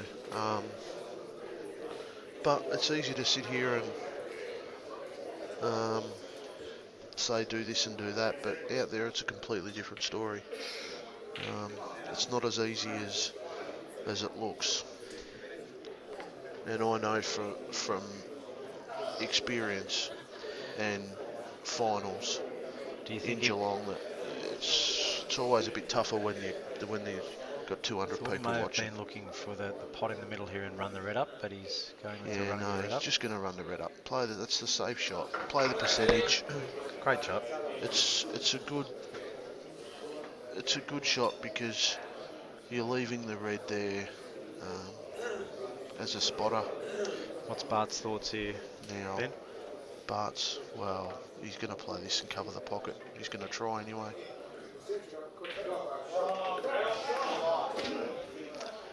He's played an absolute ball terror there. He's just either won himself the frame, or he's just guaranteed that the frame's going to go for 50 minutes. Yeah. But Adam has the advantage by having the ball on the inside of that yellow.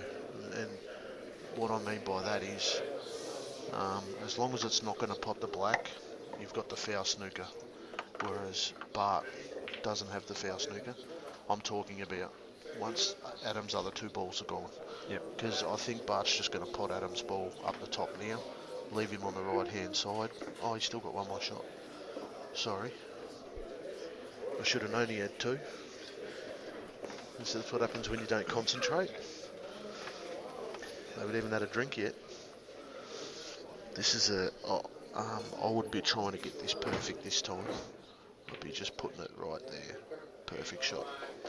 That's the shot. There's a lot of risk involved to try and kiss that out now. But the only other thing is now, Bart's just going to get rid of it. Or he's going to put it in behind the black. Now this is a pretty smart shot. If he puts this in behind the black, puts it in right where the red is, you got to hit it soft. It's a beautiful, that's a good shot from Bart, because now really got Adam thinking here. This is going to come down to a tactical shot where Adam is going to try and get him out now. It's a very game shot. that's all right. But the only problem with that is you're always going to get the yellow out. Yeah. I think he's done. Oh, I don't know. I think he was better leaving him there. Hasn't done a lot of damage where he's put the yellow, but hasn't helped where he's put his red No, either. it hasn't helped where he's put the, because he's got to get. He can't afford to try and snooker behind the red near the black because he hits the black and it goes in. So he's got to hit this fine and take the white back up the other end of the table, and you're still leaving Bart a shot.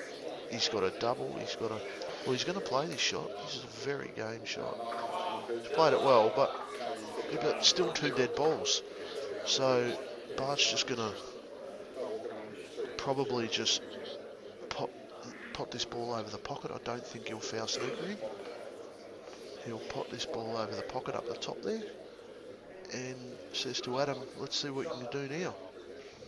It's a very good shot because Can't be snookered by your own ball, so there'll be no foul snooker. No foul snooker. So he's got to get out of this. If he tries to get both balls out at the one time, there's the danger of potting the black. Yeah, definitely is. Whereas this is where I didn't like his shot before of coming off the cushion and knocking that yellow out. Because when he had the yellow there, I know he had 2 balls there, but he also had the situation where he could leave Bart where he wasn't foul snookered. Bart couldn't leave him. So We'll wait and see here.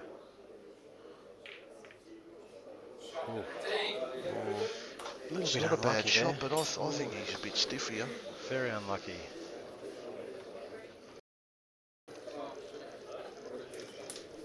Had he have had the shot on the red nearest the black? Yeah, It may be would have been curtains. laughing, but He hasn't. I think he can still play the yellow into the red.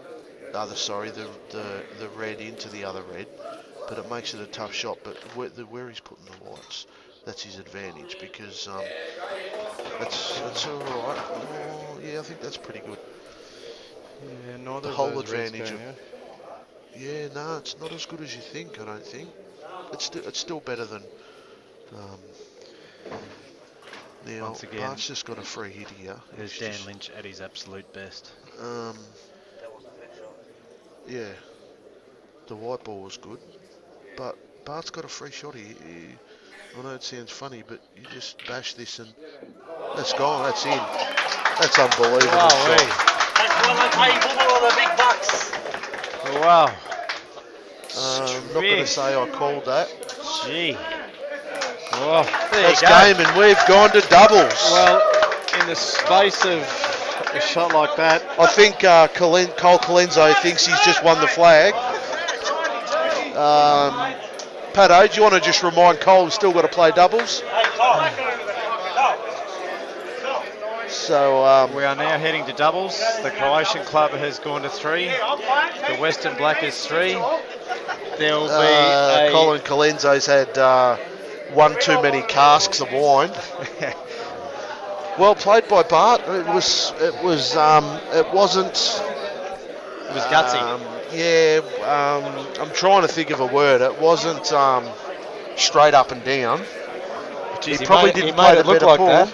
He probably didn't play the better pool. In the first frame, he was really good. Bart's second frame was the one that let him down. But And his third too, I thought. You know, a couple of his shots in the third. But what happens when you're under finals pressure, everybody's going to make mistakes. So it's just whoever can pull that big shot on off at the end. And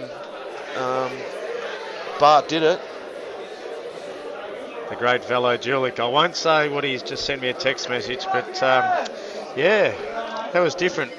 I think he's like the rest of us and just couldn't believe that double. Yeah.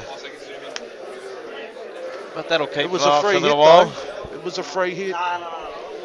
That's all that was required.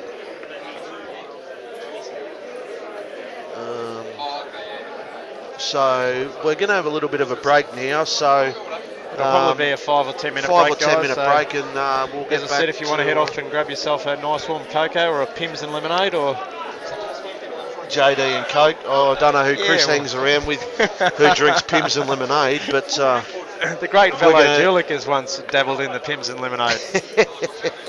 Heading off with Velo next week on a little pool punters trip. Should be interesting. Should be. Well, you're driving the bus, so Yeah. you won't on the way up. We're just going for a little break, and we'll be back in about 5 or 10 minutes. I can guarantee you guys, you don't want to miss this doubles match. You can be guaranteed Joel Younger will be playing. We'll wait and see, guys. We'll be back shortly.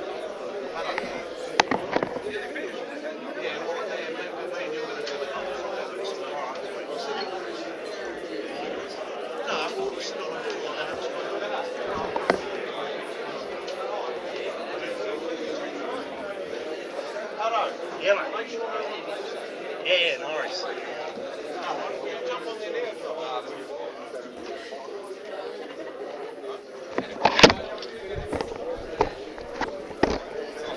Alrighty, ladies and gents, Patrick Hood back in the house. Got the finish that we were all craving, the doubles. So obviously, same thing here. Other people's leagues probably a little bit foreign with the doubles. We've played in Geelong for as long as I can remember. So the Western Black will pick their best double side, and Croatia Club will pick their best double side, and they'll play doubles to see who wins the premiership.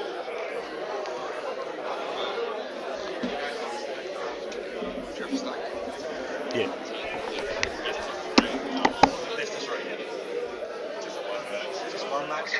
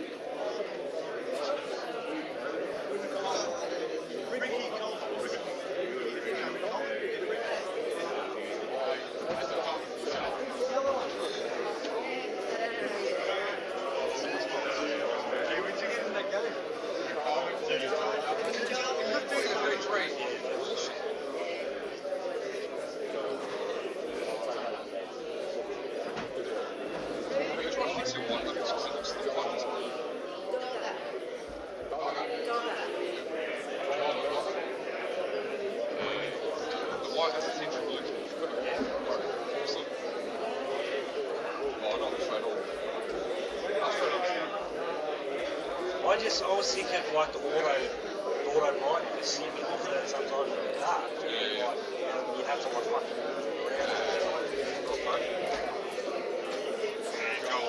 Rolling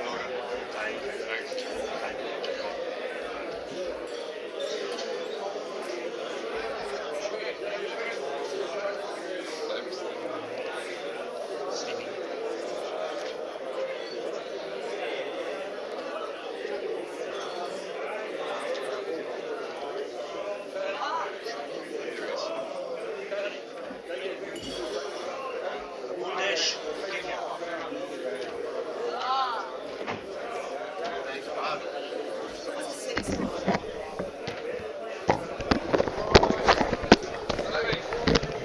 All right, ladies and gents. Welcome back, ladies and gentlemen. Patrick Hood and Ben Tolnay here, commentating the last game of the year for the Geelong A-Ball Association. It's probably fitting that it did go to doubles. Oh, absolutely. We've been saying it all night. It's been the most even year the comps had that either of us can remember. Chris was echoing our thoughts, and yeah, it's absolute justice that it goes to doubles. Yeah, definitely. Look, apart from the first week of finals when your side, Paddo, spanked our side, my side. Yeah, but even that on the night, like, it was 4-0, but it probably didn't quite reflect. There was a couple of close games. Yeah, there was. It could have been 2-2 or 3-1 or... a couple of games could have gone either here or there. It was only really one game that was blown out of the water. So yeah, that's right. But so back Croatian on this club game, to break. Crow club to break, come up dry, which is always dangerous when Joel Younger's on the opposite side. But yeah, I think. Although I think the yellows are probably a little bit better, and he doesn't look like he's on one. He may be able to see the one right over the pocket, but Joel Younger and Darren Nikolic playing for the Western, and as we thought, Dave Krasic and Rick Coleman for the Croatian club. So there's a bit of work to do, but as we've seen in this whole final series, Joel's made some really special outs. he's class, isn't he, Ben? You know, he's just... So he can hit this yellow, obviously. Yep. Arguably, one of the best players in the country. Absolutely, I've already said that once tonight, and I honestly believe it. So, well, might be a bit biased because I'm from Geelong, but you don't get given two big guns titles. Exactly right. So, but this is a Geelong final, so just there's for those a little bit different pressure. Yeah, that's it. And it's not about you. It's I was saying that before, Ben, before you got here, that it's one thing winning a singles title, but it's a whole different pressure when you got 5 blokes on your shoulders. And exactly right. Nice shot from Joel there, but he's still got that issue down the top of the table there. Yeah, so. just where he was, but I'm not 100% sure. May go in the other pocket, in past the the corner, red. past the maybe, red, yeah. maybe. It doesn't look as it does, but like you say, it is deceiving. I'd be stunned if it went. I'd be stunned if it went in the pocket. Sort of the one that it's closest to. Yeah, I don't think. I think maybe the other corner. Maybe be able to sit it over that pocket, which, I mean... I think he's going to pot this ball now near the rail. And maybe set the next one up. Yeah, he could do that. Might be the right shot, because that seems to be the end down the bottom where all the action is. So... Even now, so like it looks like he's got too much angle to hold for the one in the middle. Yeah, I was just thinking whether he could hold for that, but I don't think he can. He may, even if he can hold, I'm not sure that he will. No, you don't think he'd want to? He might. Just you pot this and then you pot the one in the middle, and all of a sudden there's 2 balls that are pretty difficult to get on. Yeah, definitely.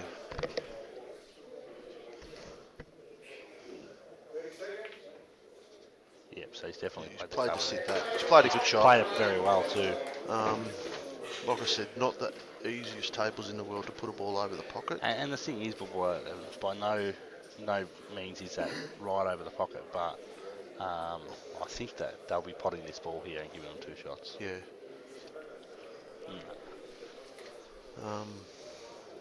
Obviously, your first main concern, if you're going to do that's avoiding the foul snooker. Yeah, absolutely. But also, in the same respect, not leaving him on an easy pot as well. I'd be hitting this thin, and I'd be trying to go back at the rail where in the other corner. Yeah, where his hand's about to be when he plays the shot. That rail there. I think they're going to play the double there. They're just going to play the red out. Yeah. Because after that, if this goes in, that's a good shot. Yeah. Because I think that pretty much evens the frame. Yeah, fair call. even if more so, I'm leaning towards the reds now because depending on whether that yellow up the top goes, Yeah. I think we other might than just into the see. middle pocket, I think we might see Dogger just dribble this yellow up long, sort of over the pocket, try to cover. sort of cover. Yeah. Now also the black next to the yellow only goes into the middle now. He can actually have a go at the out here, Dogger, too. If he dribbles this in the middle, looks like it's pretty well natural angle to be on the one in the corner. Oh yeah. Does it go past the red into the middle though? Yeah. Yeah, he had to pinch the pocket a bit. Yeah. He's got to watch where he's hitting this red though. I just think if he just dribbles this in or over, if it goes in, Yeah. he's not going to hit the red hard enough to pot it. You know what I mean? Yeah, Like, no. as long as he only dribbles it. And I think this over in's not too bad, but also So you can see there, Joel and Dogger very obviously having very hard. good If chat this about it. if this does go in, very hard. There's only a little gap to get onto that yellow into the middle. in the middle, yeah. So I think I think the cover's probably the better result, and with all due respect to Dogger. played a great lovely shot. And Yeah, with all due respect to Dogger, you want Joel to try and make that exactly out. right. So. And as I said, the red couldn't have hit it any harder because the red was going straight to the pocket. So there might be a bit of a gap because it looks like that yellow's on the jaw. I tell you what he'll do now. I'm sure of it. He'll play the red onto the black and push the black near the red over the pocket. After he pots a couple. Oh, I thought he would play it straight away because I seen Rick look at it straight away. I think this Goes red goes underneath the fair yellow. enough too. Otherwise, there's no way he would have just dropped that in. Yeah, true. True. And then you're right.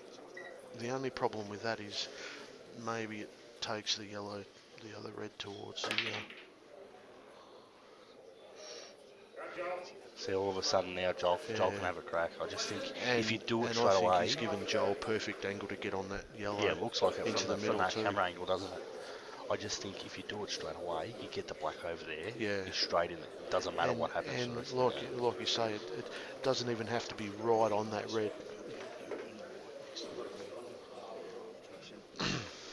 Yeah. Yeah, it so looks so like he good screws angle down now the to- table to sit probably he's a almost foot got- short of the red. He's almost got two cracks at doing this because if he doesn't quite get on it, he can play the ball over the pocket. He's short there. Yeah. Well short. Yeah, so and don't think he's on the ball over the pocket. If he's picked the gap there, if he's picked the gap there, there's quite a bit of luck. Yeah, involved in I that. don't think he's. I think there is a gap though.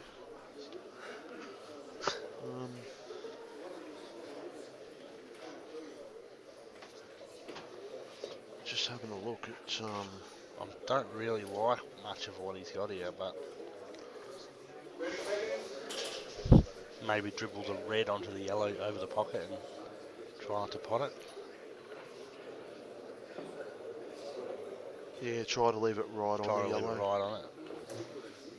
You're Yeah, I just don't gonna- like this much. This No. I mean, it's fair enough, I suppose, because you literally had nothing, and it's making him waste a shot, first shot, I suppose. But Yeah, but also they've got a train on into the middle that I don't even think if it falls in, I don't even think he'll play it, Ben. I think he might just clear his balls out. yeah. Oh, maybe. But I mean, Maybe you can You play could it go a little for the bit train. firm and try and split them a little bit. Do you know what I mean? that's Like, right. Because if it goes in, Then you've got you've two got that shots, yeah. advantage of you've still got the two shots with all your balls out in the open. But Even though fairly- Rick's probably been the player of the final series, Yeah. and Dave's lost a game or two, and all due respect, I would love Dave playing this shot. I really rate he can Yeah. play the trains The really, train, really good, yeah, he especially in the middle. Like he plays them Rick might prove me aggressive. wrong here, but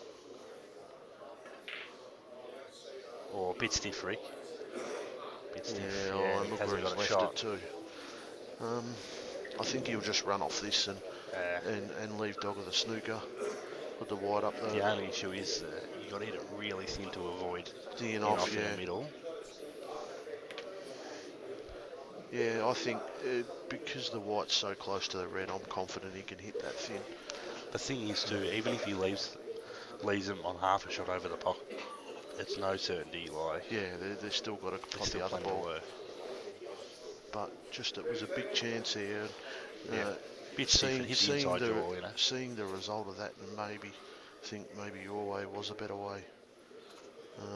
That's what I was worried about by playing it, thinking clipping into the yellow. Yep. Okay, but it's okay.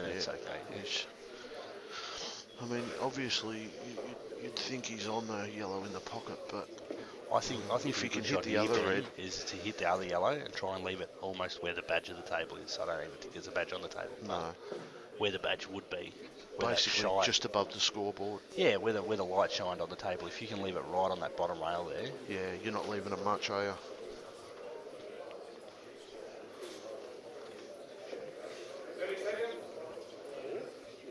Yeah.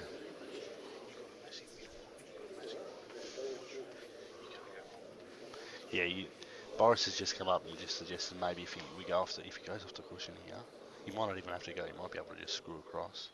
Oh, he's hit it way too hard.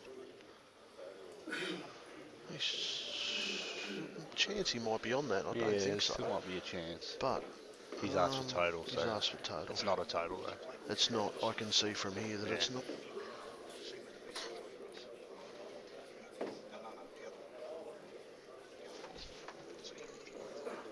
Yeah. Yeah. Oh yeah, 'cause you got this one too. Yeah. So I think you'll just be hitting the ball here, leaving them with little. There's a foul there. He Probably must have clipped the red. clipped the red on the way past. We didn't see it on the computer, so must have been faint. He was right there though. So. Yeah. Oh yeah, not disputing the call. Yeah, I was just absolutely. didn't. Still two shots. We you can would have expect him we to can go have a ahead here, but replay it's after this frame no if guarantee. Dan. We'll get Dan to get that replay up for. We'll have a look at it after the frame, but at the moment.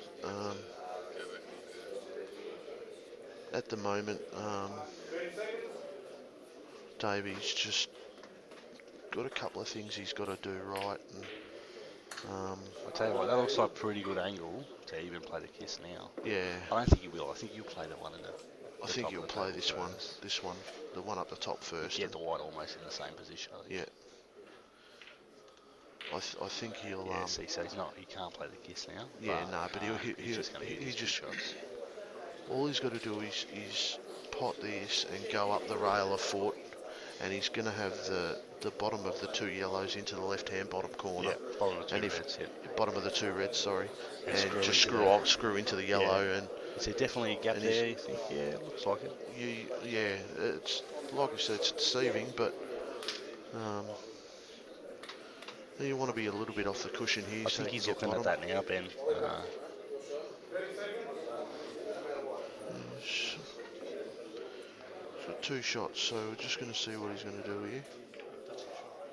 Yeah, perfect. Yeah, if there's a gap there, which clearly he's played for it. So you obviously try and pot this and screw into the yellow. Yeah. Split them up. Beautiful shot. And that just about will be the first frame, I think. Dave's pretty consistent from here. So, a lot of finals experience in Geelong, Dave Krasick. Let's face it, a lot of experience everywhere, Dave. I think he's won nine GEBA premierships. Something like that. It's something, won 7 in a row. It's something like 7 in a row at one stage. I think it might be 7 out of the last 9, maybe. Yeah. And yeah, something like that. So yeah, it would be about his 10th in a row, I think. So. Definitely not over, but advantage Croatian club, who have come from 3-1 down. After being 3-1 down the week before. They might have want to buy me a couple of stubbies, because when I got here they were 3-1 down. So good luck, Charlie. Good luck trying to get a couple of stubbies out of them, you reckon? Yeah, I reckon. I think there's about $40 between them in the room. Colenso's already spent that on Moselle. No. Todd will back the winner of the last race today. So oh, did he? He'll have a couple of bucks on him. Tony Kostov is, yeah. But Moody's horse. Oh, Moody's horse, yeah. Just elbow Pretty toe good in finish head, in the but end that's from okay. Dave, you know, like he's good in those tight spaces, Dave. Like Absolutely, yeah. he just moves the white well, and he just he backs himself, which is In the all main thing. seriousness, I think with Dave, you can tell by his body language how he's going to play, and to me, he just seems switched on. He does You know what I tonight, mean? yeah. Like, Even when ready I to go, first you know walked what I in, mean? he was Like, straight over and how you going, mate? yeah, And, you know, he was really no negative. yeah. No, he seems switched on tonight, you know, like, so. Yeah. But, All as we right, we're said, going. Joel to break. far from all over. I They, believe the Croatian club were 1-0 up 2 weeks ago in doubles as well, so. Silence. Joel to break. They'll whisper over the room. This will he's come up dry too. As you can see by the drop of the cue from Joel, it's Yeah, but plenty of work still here. not all Plenty of over. work. Definitely not all over, but The thing is, telling you right now, if Rick will take this first shot, yeah, if he makes his shot, and he'll go the out, and oh no, Davey's taking it. which is absolutely fair enough too. Yep. He makes his shot. Maybe just fractionally hard. I would have liked to have seen him make that first shot and just play I the think one on it's the all right rail. because now he can play the one underneath the black. Yeah, fair enough. Yep. And Do you he think can he'll be still playing the come up Potter? for them. Well, I think he's going to go the out. Yeah, fair enough. 1-0 up, confident. Yeah, He's just made absolutely. a nice out. No, he's going to play the one in the middle first. Is he? No, he's just not. having a look, see if it goes past the red. I think, just in case. I think he clips the black. Rick might have said to play the one in the middle. Yeah. I think Dave's just sort of said. No, he's So, played let's a play the played a safety. great shot. Absolutely left him nothing, unless that's on in the middle, which I don't think it is. It'll be close to touching ball anyway. No umpire's having a look at it, so it's obviously not. That's big dominance in the frame now. We've got to do something here to try and sway that back their way. Yeah, because very easily, if he doesn't get the white ball reasonably safe, unless he pots a ball, could very well not get back to the table. Yeah, absolutely. Because, you know, they're two balls that are a little bit suspect, which just on the rails, got balls over the pocket, so whichever one they take first is a gimme. Oh, he's got a bit lucky there. But So I think now he'd be playing playing the pot in the the corner one up and the then top playing the first, snooker. and then dropping in a nice snooker. Yeah. So a little bit of luck like that sometimes goes a long way, Yeah, because absolutely. even though, you know, he's obviously not going to go out off that bit of luck, if they that might doesn't have. go in, They might have if it didn't, yeah. I think it's game over. Yeah, fair call. Now, he can drop in a little snooker. Even in saying that too, it's not an easy snooker. No, it's not an easy snooker. I would have liked to have got the wide over there a bit closer with that shot. I think even if you didn't pull the wall right, I think you wanted to be further, say closest to the bottom rail, so that you're nudging the ball out. Yeah. Do you know what I mean? And then rather than half balling it. Yeah, you half ball it now. You sort of the white's running away if you half Exactly ball it. right. You know what I mean? So and it's very hard when the white ball's this far away from the red.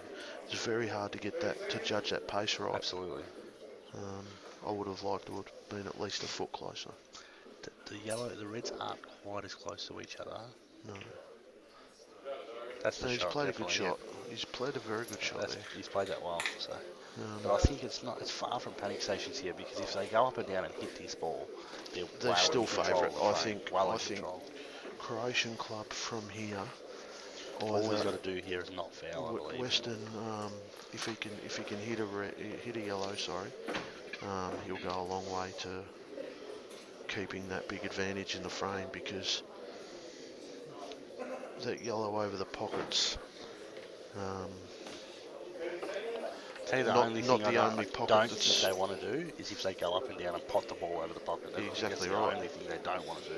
Yep. If they can go up and down, hit this ball, they're well in control.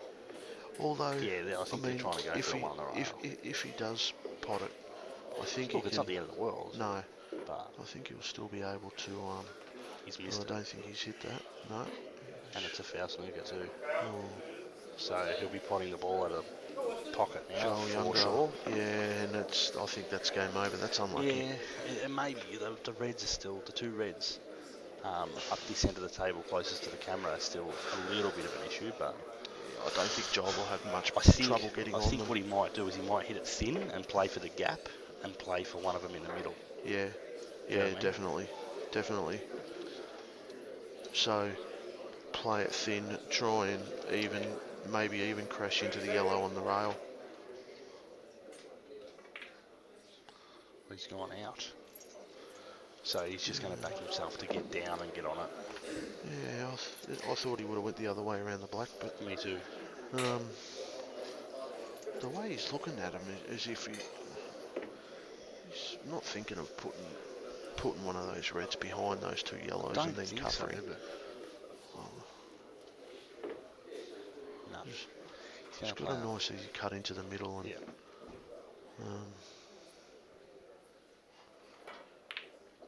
we all know Joel. He can do magnificent things with this white ball. So what's he doing here? I think That's a he's great shot. So maybe he's looking playing off the rail off the yellow. Oh yeah, good, maybe. I don't really like this shot, to be honest. No, the yellow's a long way off the rail. You're putting the red, all of a sudden, you're putting restrictions around it because the yellows are there, do you know what I mean? So I just think he's playing this because I don't think he's confident of getting behind those two reds.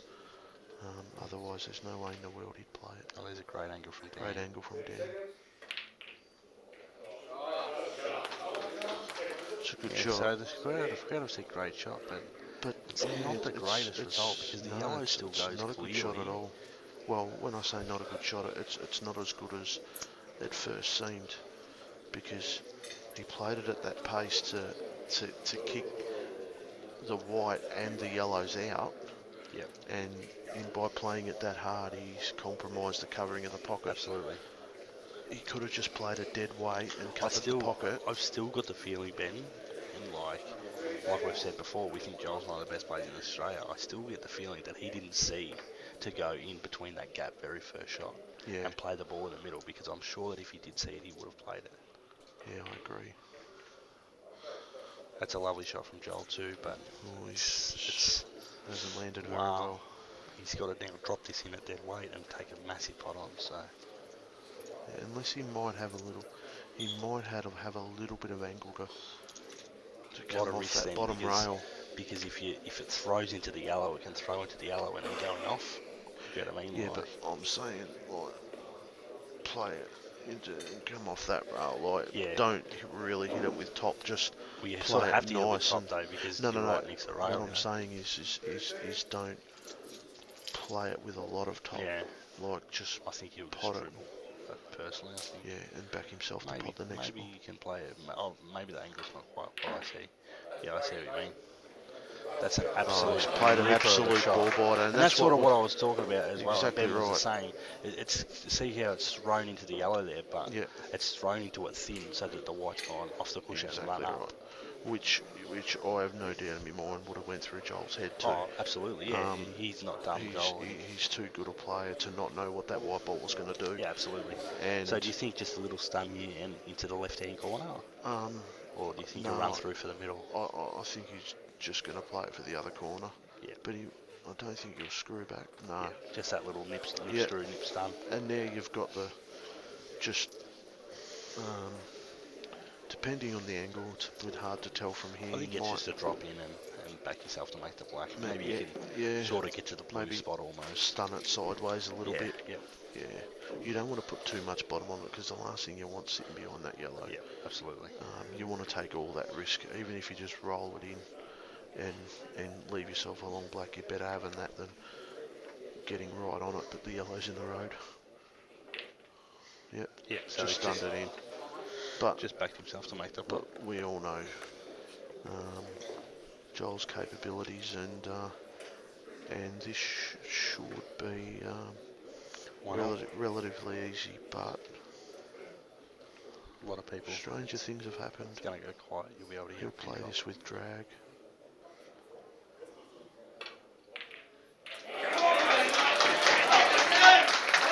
And good safety too, just in case it covered. Lovely out there from Joel though. It was, and that's what I mean about. He's done it a few times in the finals this year where he's lost a white ball or lost a bit of control of the frame, but still has the ability to go game.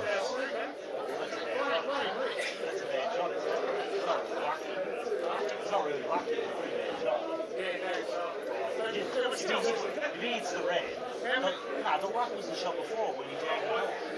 Dog jagged that ball. How many times did you play that knock at the foul screen?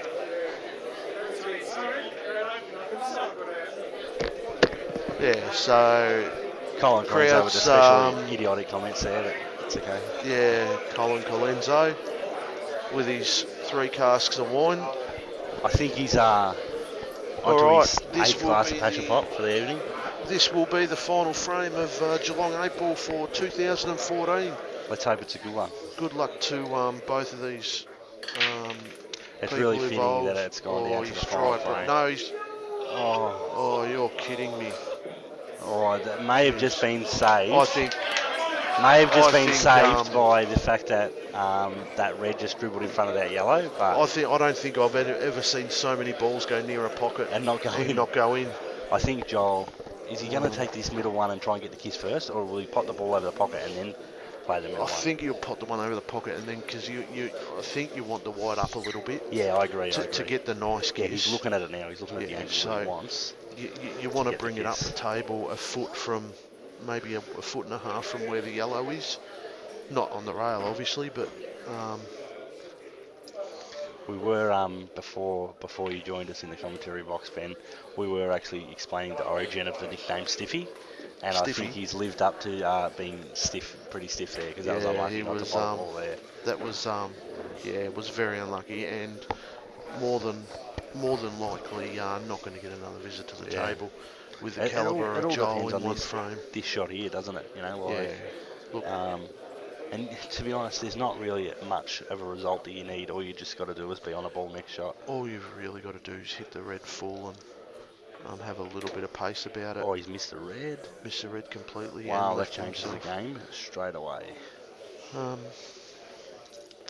That's a pretty bad mistake for a player of Joel's calibre. Definitely, I backed him. I would have just about put my house that he'd make that connection to the red.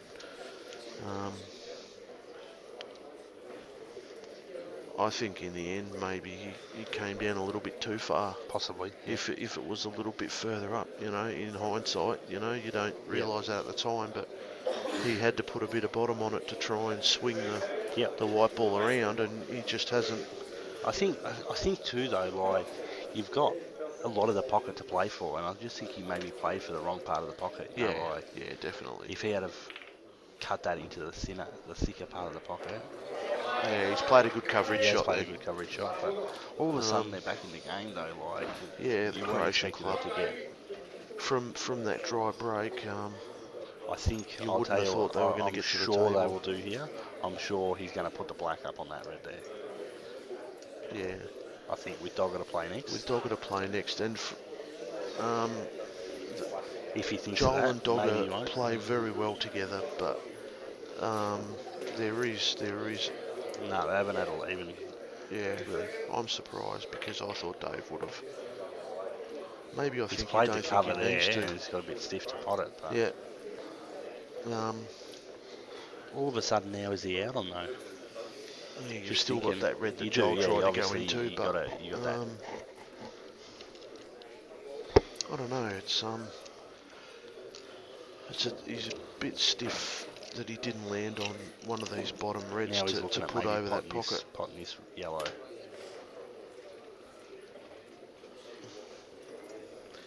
Yeah, but they can get that yellow out one shot and then have the next shot to pot out. I think he'll play this train and then maybe pot the other one across. No, he's got And maybe come down and put a. No, I don't think he can now.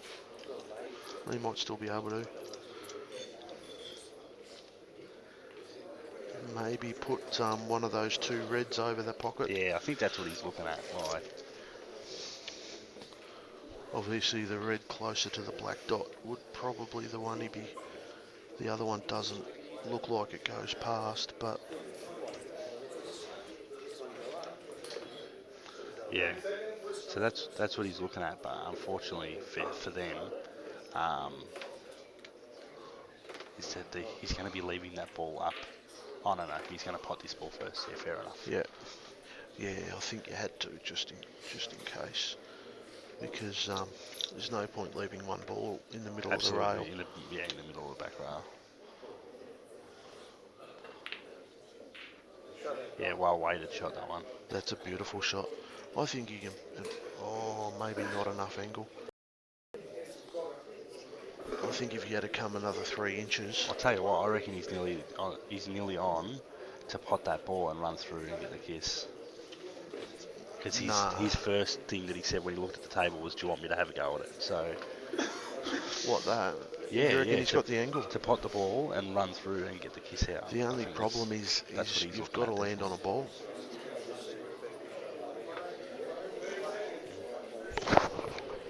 Yeah. He's not going to, he's just decided to pull up stumps. Oh, he's potted it. That's a disastrous result, really. Yeah, that's one of the things I said earlier. They're not easy to cover. And same thing, this is no disrespect to Dave, but this is how much I respect Rick at that sort of thing, is that while I said I would have liked Dave to be playing that train before, I would have loved that to be in Rick's hands to cover that pocket, you know.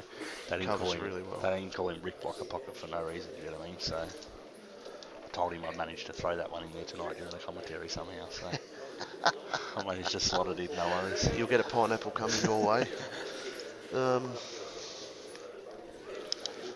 Just while we're waiting for the thing, all you people in internet land, if you don't know, Pato and I won the SEN name game on Monday night. Yeah. How did we go with the prizes, mate? I don't know. I just haven't even seen the guy that collected them. So. Okay. Well, apparently they're here. They are they? Oh well, I got told they were.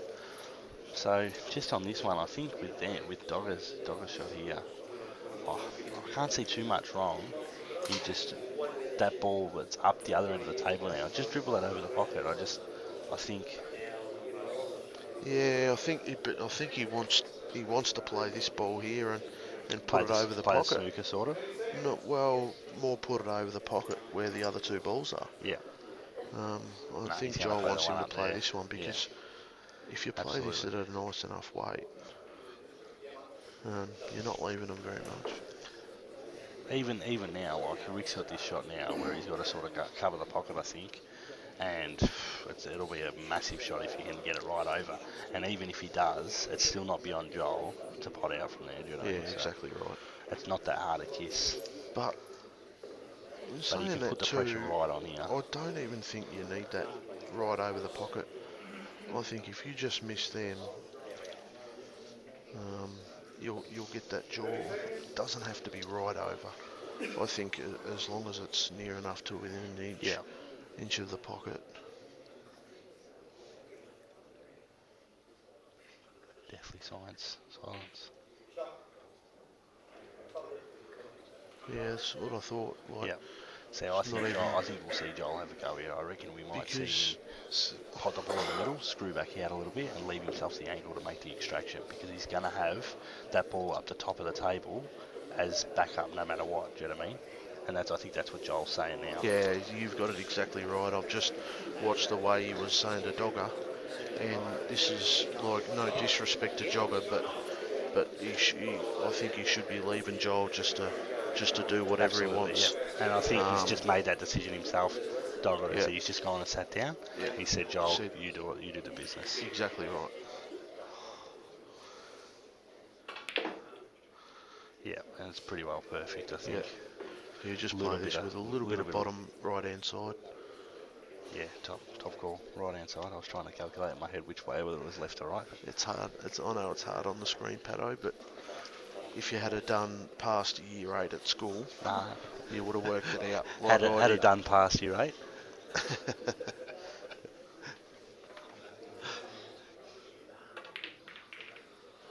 Played a great shot.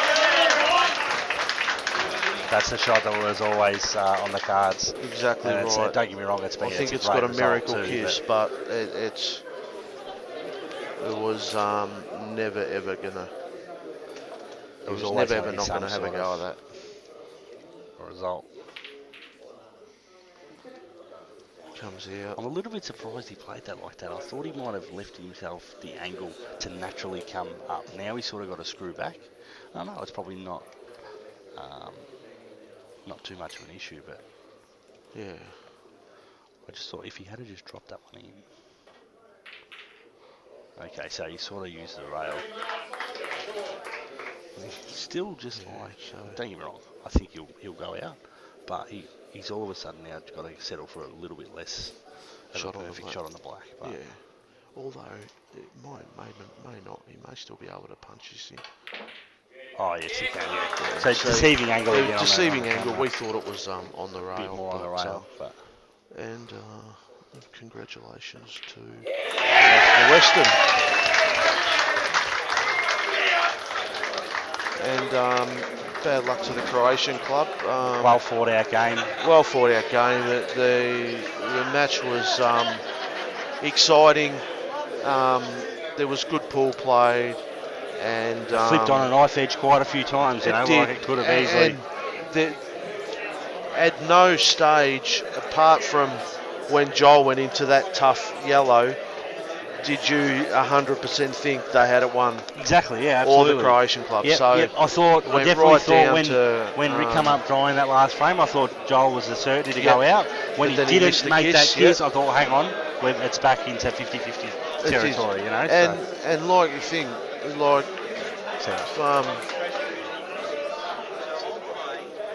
it's a very good pool all around, and I'd like to say thank you to Dan. Yeah, absolutely. For making this available for everybody, and obviously the Seaview Club was the host of the venue. Yep. Everyone for showing up and supporting. Yep. The GEBA sponsors, which we'll have flicking up on the screen pretty soon. Yep. But we'll get speeches started and pretty shortly.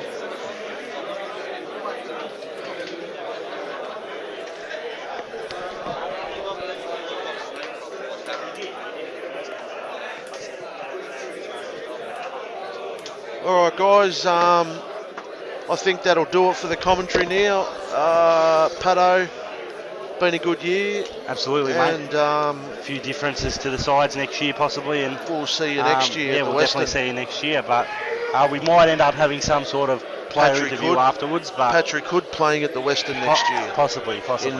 Playing in Western Grey. I don't think so. See you guys. Thanks, guys.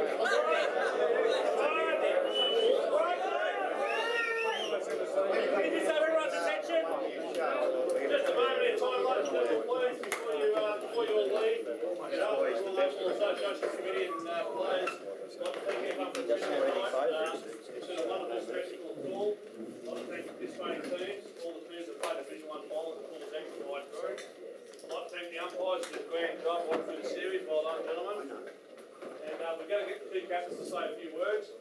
So we'll start with Dave, who's going to represent the Croatian club. Thanks, mate. First of all, to the Geelong 8 Ball Committee for the job they've done this year, and that otherwise without them this wouldn't be possible. The turnout wouldn't be possible.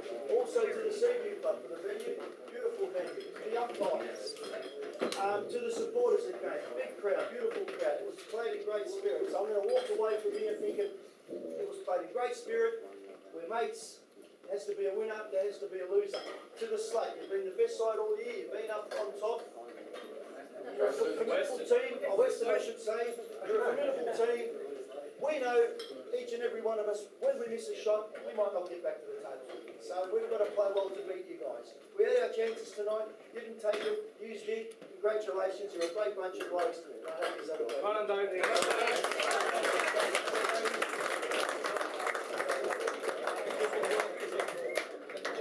Just on behalf of the Western, I'd like to thank what they said, the umpires, the committee, the venue, fantastic.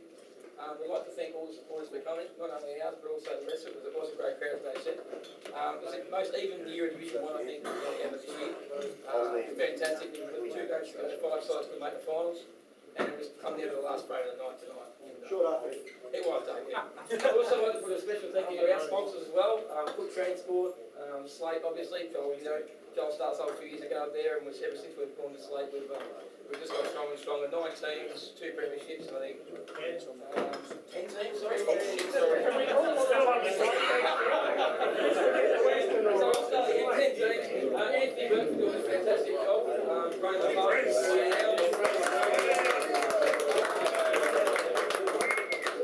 Players, especially Louis, who's playing his first grand final. He was shitting himself about 4 o'clock. He's been shitting himself all night. So we're just going to have a good night, enjoy ourselves.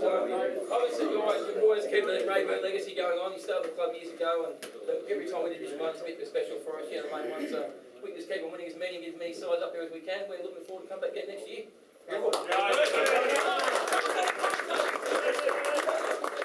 Danny, thank you very much. Danny, you're a gun. And Dan Chris Star was fantastic.